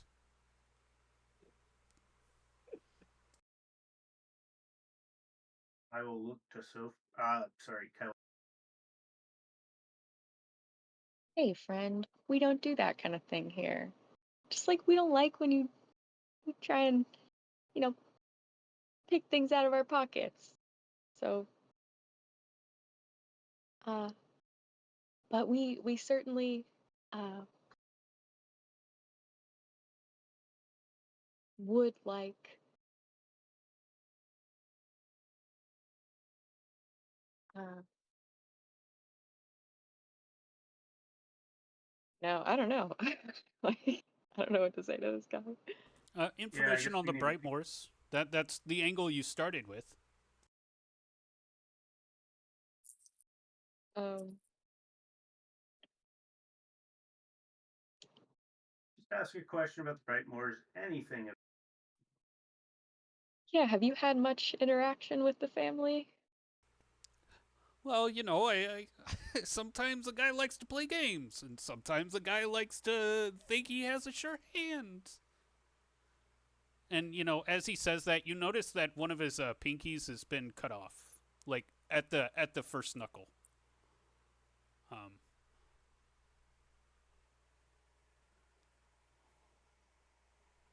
Where do they run? the gambling. I mean, More gambling.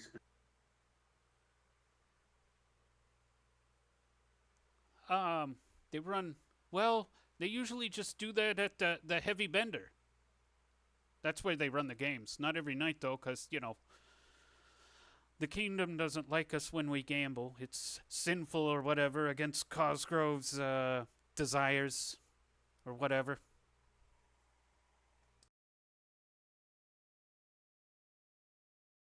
Elani, can you use your weird elf magic to cheat at? To cheat at games? It could be rich.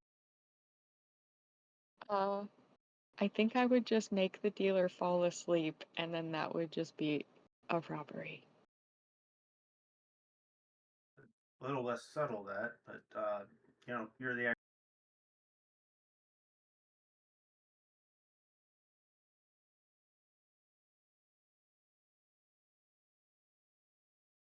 Anyways, thank you for your assistance. You've been very helpful. You are welcome to go. Yeah. Yeah. Thanks, guys. And he darts off, a little panicked. And I will give Kailani her cut. 3. 3 copper. Thanks, man. All right. The rest of you walk out of the bank, and you are back out to the city.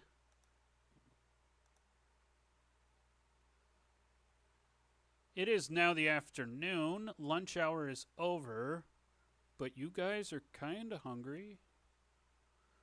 You haven't eaten anything but pastries all day. That was a good pastry.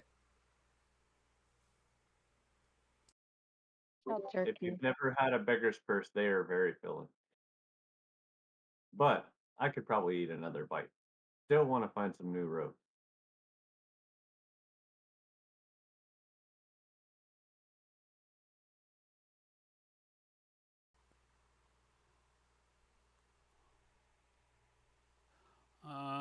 Gosh, I don't.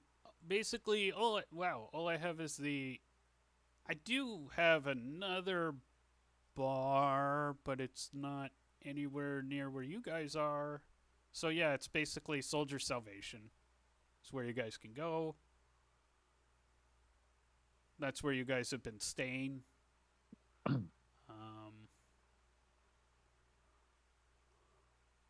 But yeah, we'll just move on to you wanted to do the tailoring thing, yeah? I'm still after that, yeah. Okay.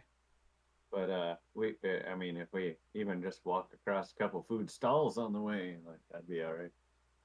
Food on the go. Yeah, there's some food stalls that's got, meat on a stick. Yeah, some fruit, something like that. Yeah. There's a guy selling wine jugs, because why not? Mm. They're full of wine. They're not decorative wine jugs. Like, Yeah. No, that's what I said. Uh, day trip and crawl. Stumble down the street with your jug of wine hanging off of your lips. I'm still waiting for the one guy who's selling fresh fish here. that's in Berry Pond. There's only one fishmonger in the entire world. In in the Kingdom of Vassith, and he's in Berry Pond. Yeah. God damn. Okay. Yeah. Man, they could really go for some fish. Maybe we should convince him to figure out how to haul some of it up here. So, you are. Yeah, you stop by some market stalls and end up in the other side of the market square, just kind of like on the corner. It dead ends into an alley with more shops. There's a tailor shop right here. Sweet. There's a hunter's lodge, and the hunter is having a picnic with a giant raw carcass, because that was the only asset that I could use. Everything else was a carpet, which that didn't seem right. I wanted meat to be laid out on some kind of tarp, but well, he's having a picnic. And then over here is just some person's house. It's like they got a giant bath in the middle of it. Yep. Well, you could go in there, and it's an old lady, and she goes, "Oh, will I never!" And she like covers herself because you're being a weirdo and looking through the window. And yeah, that is the layout of this. And yeah, this is adjacent to the market. You're like basically you're just a block away from the market square where the blacksmith and cartographer shop is. The hop and escape. Yeah. Well, with that, Merritt goes straight for the tailor. He's looking for some new clothes. Specifically, he's looking for a rather dark gray, loose-fitting shirt, perhaps with some purple trim, and some very dark gray pants.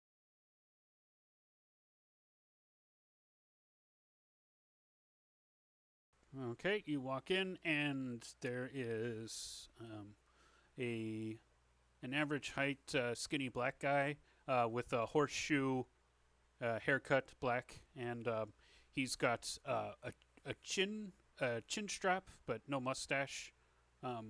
Also, trimmed, kind of like blends with his horseshoe a little bit. Wears a very puffy shirt with red and white stripes, kind of like a candy cane, a little bit. And then dark trousers and knee-high boots that shine like mirrors. And he looks over and he goes, "What can I get for you? Good sirs, you have exquisite taste. Of course you do, because you came here." Well, I figure this is probably the best gig in town for what I'm after. Oh, I love the color palette. He kind of like starts grabbing some fabric samples and he goes up to your hair and he Mhm. kind of like actually puts it over your forehead, like trying to match. Oh, Yeah. exquisite. I have never tailored an elf. I have tried with Madame Alara Starshine, but she does her own sewing, I guess. Well, she is a pretty eccentric lady, so I can be equally eccentric, good sir. I have no doubts. I would assume by the look of your shop that you are quite the entertaining individual as well.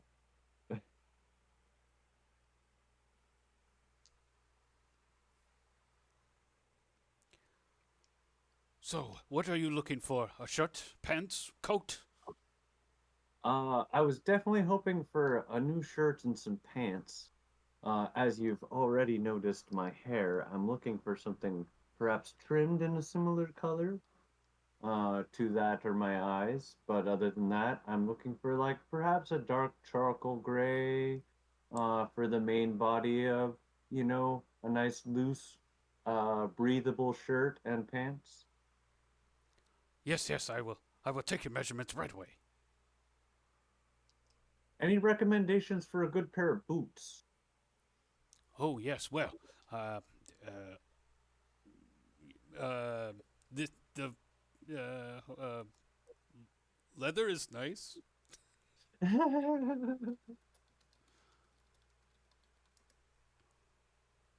That I'd probably find back at the armor shop. You know, speaking of leather, have you heard of Big Pete? Oh, yes, yes, yes. I've always wondered how many exquisite coats I could make out of that hide. I hear he is 50 feet long. Well, by the sounds of him, the closest that I got, you could probably outfit the entire court. Oh, that would make me the talk of the town for sure. Perhaps, you guys could, you know. Oh, I think we're a little ways off from that one. Uh, he scared the bejesus out of us the last time we even went just looking for him, and we didn't get to see him, just heard him, and the lovely sounds of him having a snack. Yes, I imagine a beast like that would eat quite a bit. Oh, yes. Have you known of any adventurers to see him and return? Oh, I do not leave the city much, and mostly of who I deal with are stay-at-home nobles. If so, you Guess know, that makes sense. I do get the occasional adventurer. Lucius Oliveira, perhaps you've heard of him? He's an elf like you. I've tried to sell him on my fashion, but he he's one of those rugged types, you know. He's got to look tough no matter what. Mm. Yeah, we shared a moment with him. He was one of the few elves that we ran into that was rather ready to just address us before we even got in and sat down and had our drinks.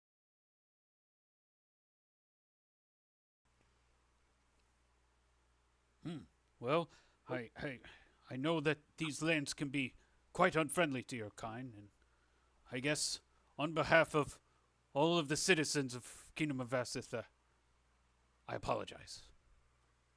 Well, 'tis not on you. Each their own. We've been getting along mostly okay, though. We have a great group of friends for support and comrades in arms.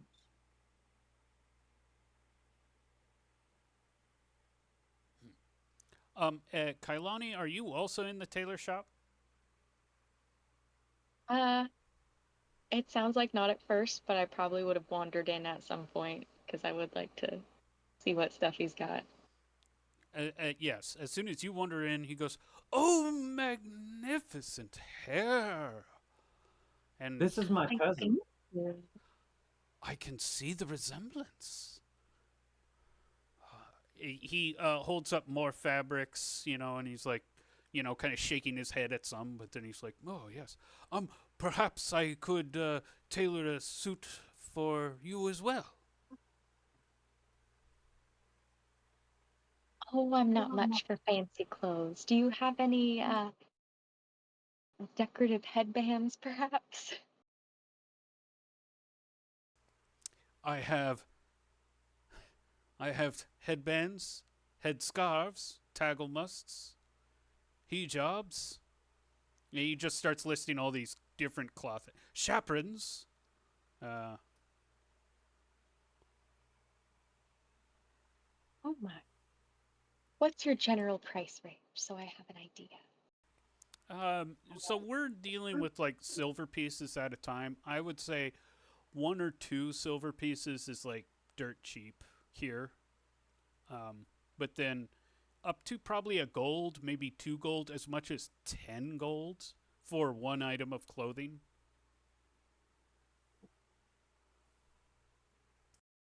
Okay, well, if you have a mid-range piece that you just love so much and you've been dying for someone to take and wear proudly, I would go ahead and give that one a look.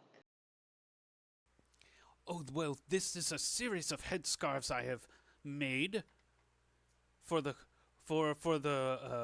queen's ministers on one special festival they were having. However, the festival got cancelled.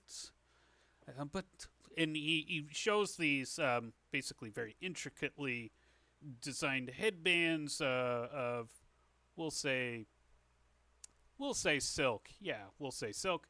And then it's of multicolored thread, but the one he has several different varieties, but the one he chooses is one that's kind of got this like purplish blends to blue fade.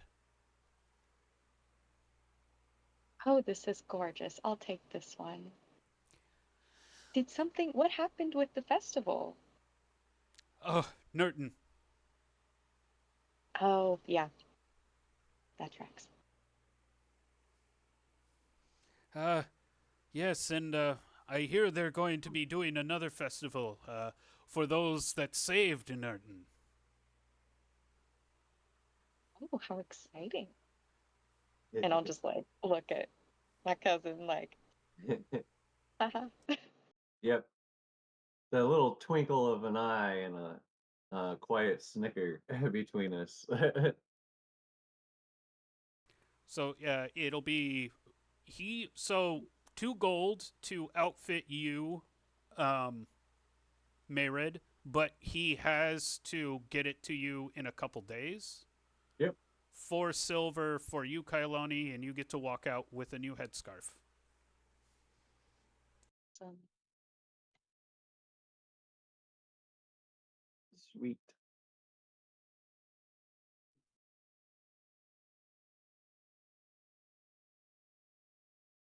is there anything we should ask him before we leave? about things?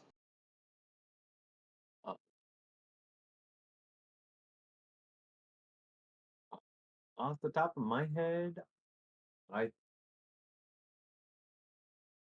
other than the fact that he asked about Big Pete, I think I'm good unless you've got some ideas of questions.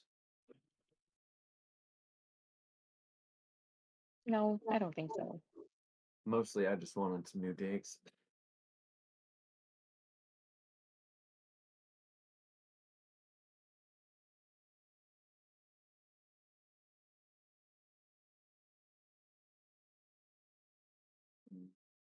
All right. Thanking Alright, I'm good. yeah, thanking him for the service and let him know that we're where we're staying at the Soldier's Salvation and tell him I'll see him in a few days. Until then, and safe travels out there. As safe as it can be.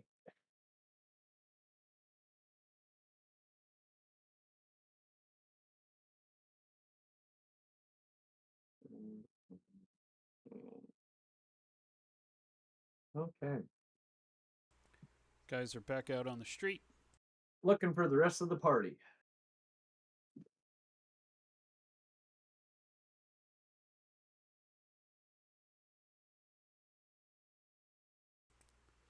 They're coming to take me away, haha. Yeah, I mean, yes. What are the rest of you doing while they're doing their clothes shopping? Elves in their clothes shopping. Am I right?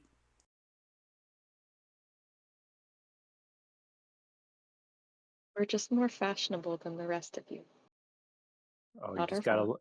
gotta look good while you're showing off, huh?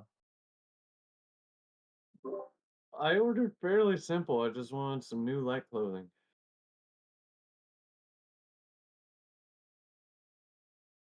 I'm going to write a letter to Zonrot, so I guess we'll need parchment.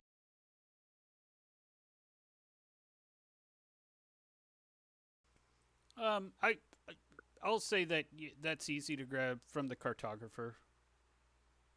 It's like a silver for one page. Maybe easy for you. It's a good thing I just made 4 copper. All right. Yep, I get that, and I see if I can borrow a quill.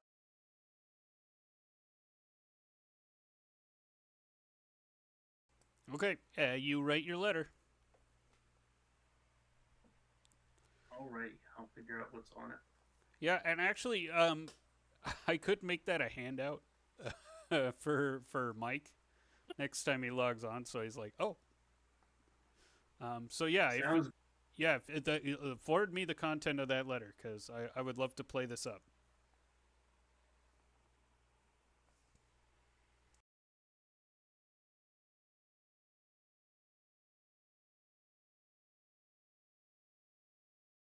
And what are the dwarves doing?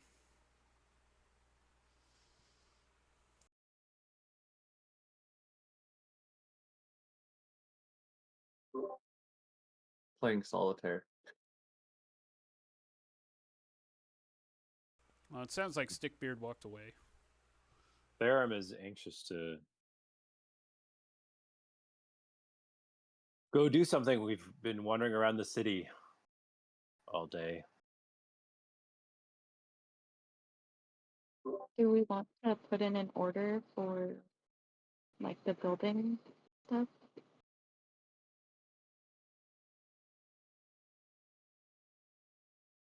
That's a great idea.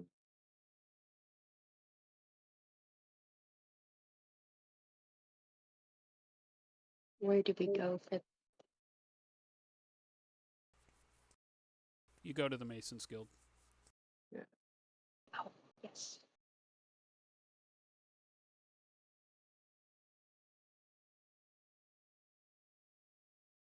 Do we want to do that? I vote yes. Merit votes yes. Upgrade home time. All right, let's go.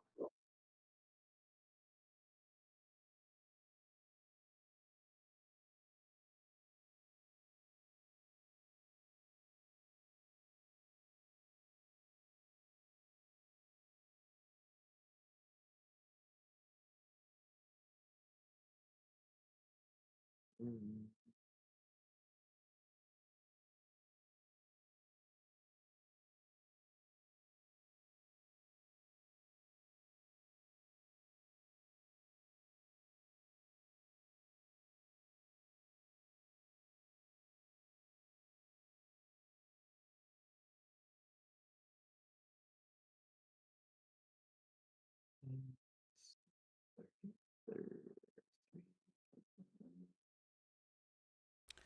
So yeah, 3,000 gold coins should be able enough to refurbish your ruined tower, and then for another 3,000 you can have your own stone house. And just you said 30 by 30, right? So, and 2-story. Yes. So that's 1,800 square feet. So that's actually a pretty good sized house.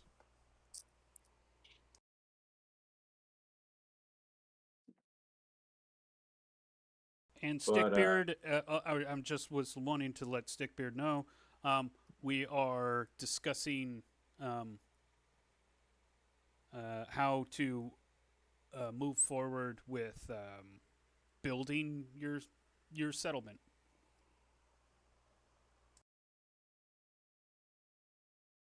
Cool.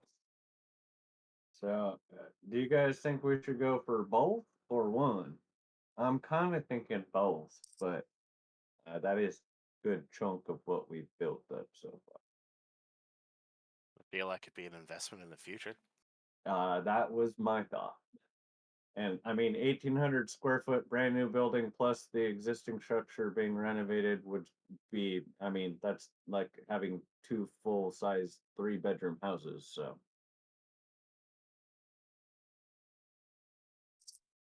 I think. Yes, I think it'd be worth it.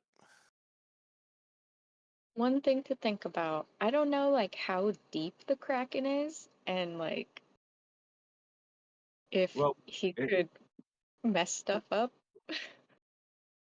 uh, I would guess if he hasn't come up through that hole yet, and yes, we would be making noise during the renovation, but I think we can make a new door. We had to get pretty far down there in order for me to get my pants scared off by him. So, Yeah, he's not like directly underneath the like our little dwelling. He's like yeah. down and then like several Off caverns the- over. Yeah. Oh, okay, cool. Yeah, it's not like we open that stone door and then we can stare at his beak Yeah, and no, kind of no, no, lift no. him up. He's I mean, he's correct me if I'm wrong, but he's like it kind of I mean, he's in the ocean sort of, Yeah, right? in a cavern underneath the area. Yeah. There's got to be a connection for him to get out to the mass water, though. I think Yes. this is like the home that he hangs out in when he's not doing his other business, and then he's out at out in the ocean. Yes. It's a sea cave that you have access through a series of labyrinthine cave system. Um, you guys have access to the Kraken Sea Cave, which he can't fit through that, so he must get out some other way into the vast ocean. Yeah. You guys haven't gone boating, so you have never really looked for points of interest. Out Um, there. but you know, I mean, yeah, go look, buy a boat, go look for the Kraken out in the ocean. Yeah. Well, I think let's get the base established first, and then maybe we can try the high seas.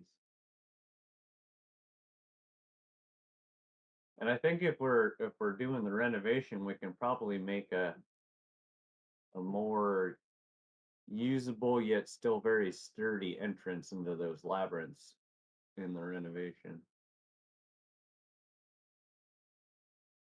So it takes a bunch of us to move that stone. Oh, you don't have to move the stone every time. You just basically push the stone in a way that only a humanoid shape thing, Varth, Varthig, Vothig, Vothig is probably the only one, is the biggest thing that could slip through it. Oh, that's good. But the Kraken is definitely Still, not slipping through it. we can still make it a little nicer in the renovation. Yeah.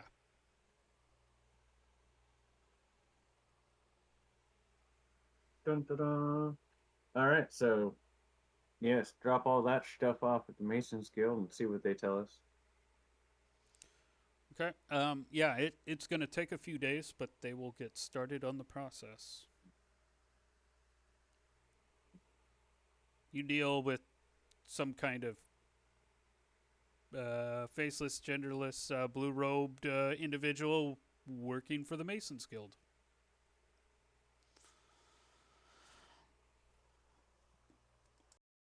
Wonderful.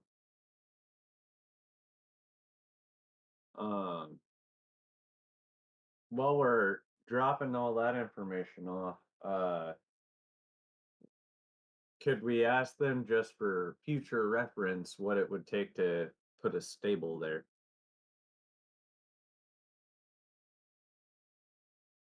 Like a true stable. Please hold.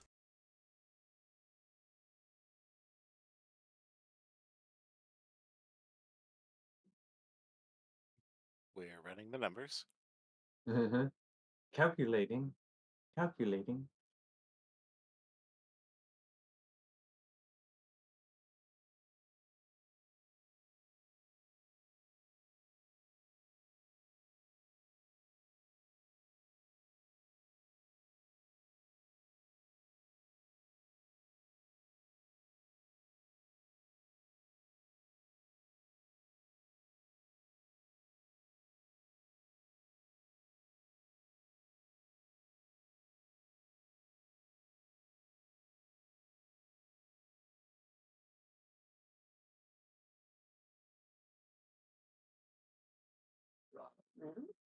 Why is it so fun? 3,000. 3,000. Another 3,000. Okay. Good to know. We might not want to spend every coin we got, although I think that would actually put us over if we did all three. But yeah, we can keep that in mind for the future. Because I mean, we got a horse, and if we're gonna be able to travel with horses more frequently in the future, it would probably be worth doing also.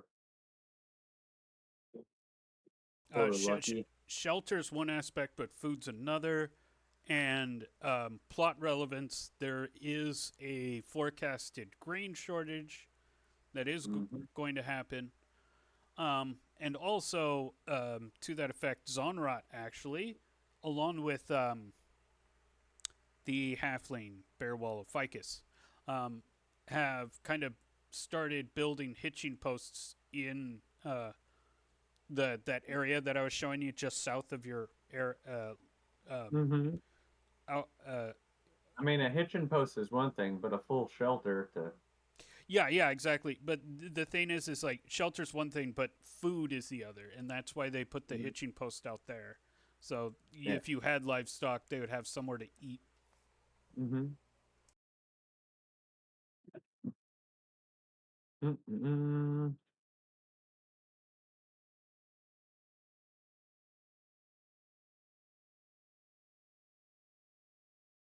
Well, that's pretty much got Merritt's brain all wrapped up. Anybody have any other adventures they'd like to look into? I'd say we're at the near enough the 2.5 hour mark. So I'll say like one more point of interest that isn't combat. Yeah.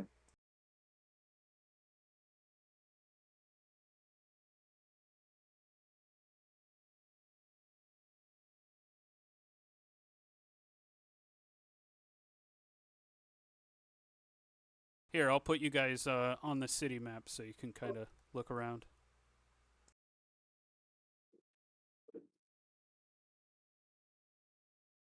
We could also exchange the rest of those gold discs for whatever coins they're worth. That'd get us another 1,200 gold. I did one of them earlier when we went to the bank. Yeah.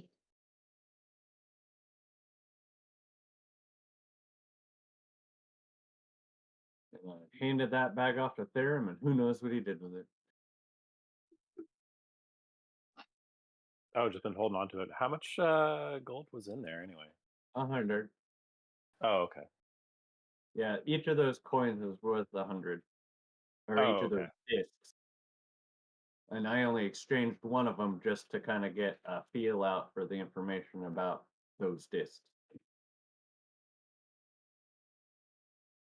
Which actually provided an interesting story, knowing that they were 100% stolen, but kind of curious that they know who stole them, but they just keep letting them cycle back into the bank.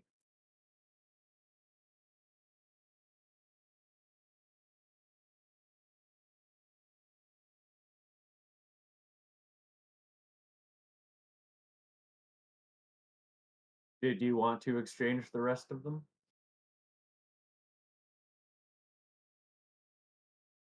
I don't think Kailani particularly wants to go in the bank, but it was just an option if somebody wanted to do that. I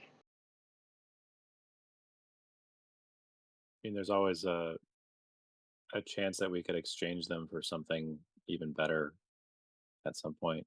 Mm-hmm. Hmm.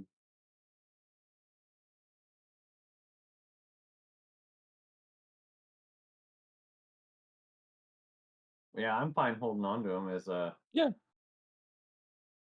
No reason to exchange them at this point. Yeah. If we get desperate, maybe. Or something comes up. Oh no, I can't get my beggar's purse today. Quick, to the bank.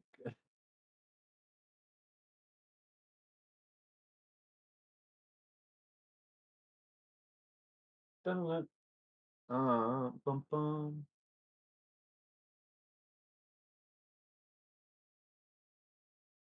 Got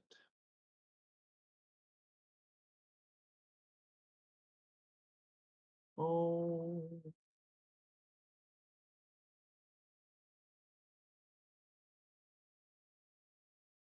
merchants, copper. Remind me again, the copper district, that's like the slum area, right? The back wall's slum. Copper District's also a slum, but it's more like A just little bit better. yeah, and it's mostly in it just like the back wall. It's mostly shantytown. So if you guys were to walk the Copper District, you might find a shop, but you're mostly going to be walking by row houses. Gotcha. So you guys haven't been to the Copper District. Again, I think it was you, Guilford, who was like, "Hey, let's go to the Copper District." But I'll point out the same thing that I pointed out last time. You guys have no specific points of interest that you know of in the Copper District. So if you're walking around, you're just going to be kind of walking around. Mm-hmm. But if that's what you want to do, that's also fine. I'm asking purely for informational purposes. Like I Right. said, Merritt's pretty much tapped out. So if anybody's of interest has an interest in another space or place.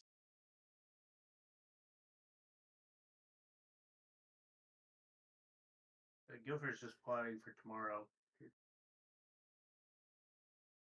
If we're not doing anything else, I'd probably just be like keeping an eye out for Rocco and Bugsy to see if they show up again. Oh yeah.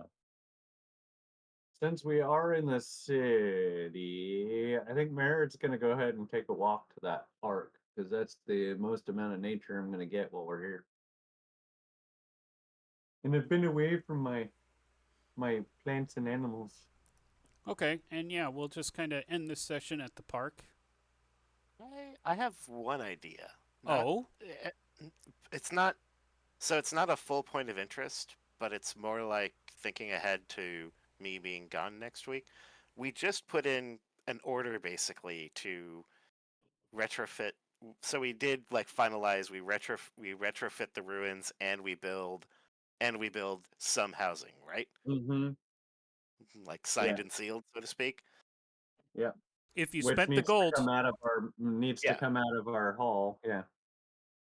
Can I travel with the guild back to the establishment to help oversee it? sounds like a perfect thing Stickbeard would do. Yeah, as an excuse to like I won't be available next week, so I Yeah. don't want to be And dragged around the that city anyway. And that it's like, I'd trust Stickbeard more than probably most people in general for versus like the kingdom people for oversight of our space. yeah. Like if we So just leave it to the kingdom people, we don't know what we're really gonna get. like maybe just as flavor. Um. Oh, well, I wasn't gonna go that far, but is this like what? This is what? the park I think that I Yeah, this Okay, this okay, is the never mind. part. My Yeah. bad. But yeah, like just as a sort of a setup thing, then yeah, I would actually use that. We have that air quotes fast travel service. yeah. Be like volunteer like be like I think I should go back with the guild, oversee the construction, let the other named PCs know what's going on, Uh-huh. make sure things are set up all nice Yep. and neat like. Perfect. Perfect.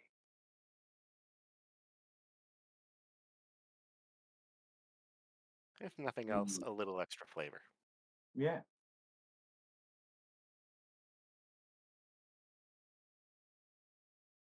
Do. Oh, look at this lovely park. Yeah, so you come to the park. It's the afternoon. They're like, people just kind of milling about. A lot of younger people, a lot of older people, some parents, just kind of hanging out in the park, chilling, and you still get the side eye for being an elf, but here it just seems more muted. Yep. Just gonna find a tree that speaks to me and just kind of sit down and lean up against the tree for a minute. Touch some grass. Mm-hmm. Hello, nature. I miss you.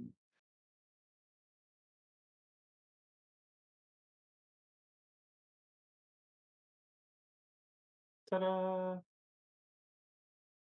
And Mm. um, Pulls a piece of jerky out of my pocket. Starts nomming on that. actually, I think it's a pretty okay place to end it. It's the afternoon. You guys did uh, Excuse me. after a busy day shopping. Um, though you found out some things about the Brightmore family. One, they hit a bank, which apparently leveled up their operations. Um, A lot.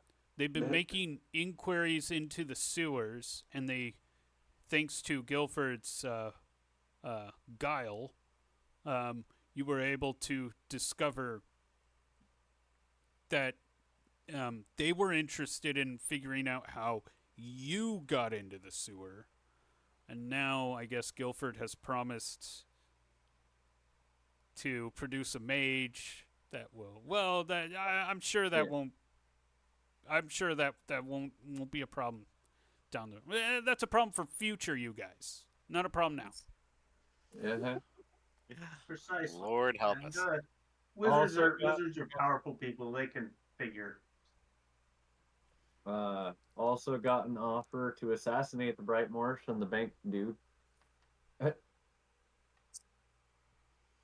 Potentially lucrative, although I mean assassinations are not necessarily uh, a good road. And yeah. So with that, thank you guys for playing. Thanks for having me. Yeah, thank you. And thanks, chat, for watching. If you wanted to keep up on all serious industry streams, the best way to do that is to give this channel a follow. Alternatively, you can join us on Discord, Facebook, Twitter, where we do stream announcements. There is also the website, shatteredempire.net. Shattered Empire is a post-apocalyptic interstellar synthwave-fueled tabletop RPG. If you go to the website right now, you can get the free alpha. The free alpha has everything you need to make a new character. And if you're a crafty enough game master, you might be able to make your own campaign. So check that out. And until next time, this is Abacus Fish, signing off.